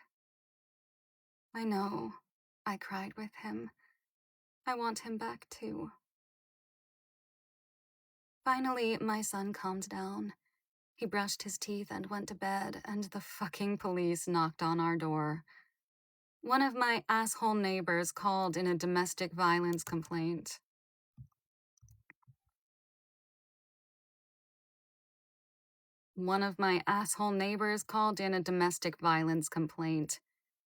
I have never known rage like I did in that moment.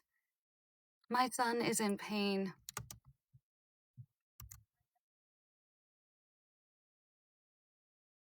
My son is in pain because the man he loved most died, and instead of being compassionate, my neighbors are complete pricks, and the cops are no better.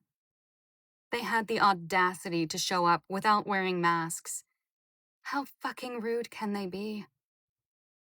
I have absolutely no respect for cops. If you show up at my house during a pandemic without a mask, you don't deserve respect.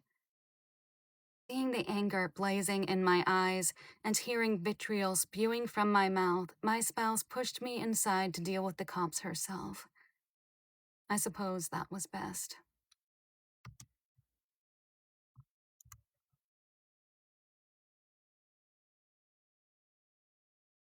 Snapshot rewind. Circa 1985. Mom and Dad took us to Lake Placid for a few days during our February break. It was the first time I went downhill skiing. I wasn't very good. We also went cross-country skiing, which I very much enjoyed. Like the hike in Shenandoah, we intended to take a shorter route.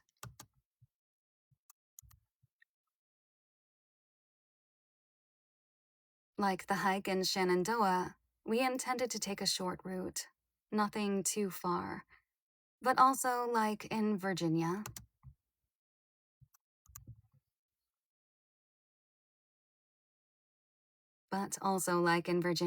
We ended up on the wrong path and went much farther than intended.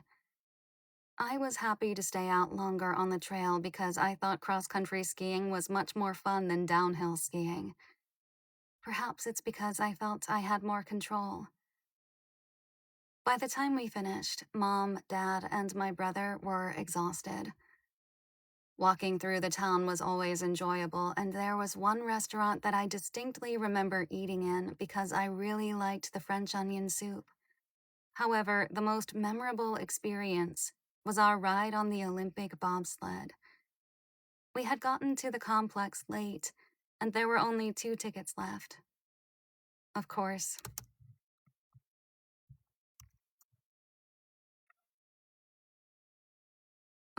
Dad bought them for me and my brother, since it was more important to him that we got to go. He was happy seeing us have a good time. I remember racing down the course, the wind in my face and my head. It's a good thing we had to wear helmets. Smashing.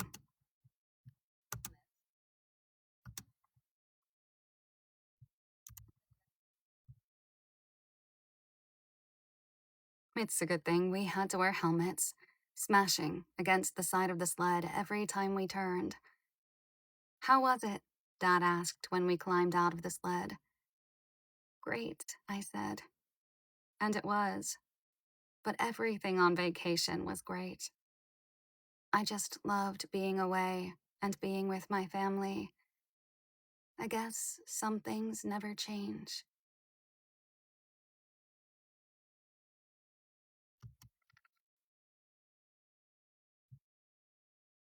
And I'm holding on tight to you.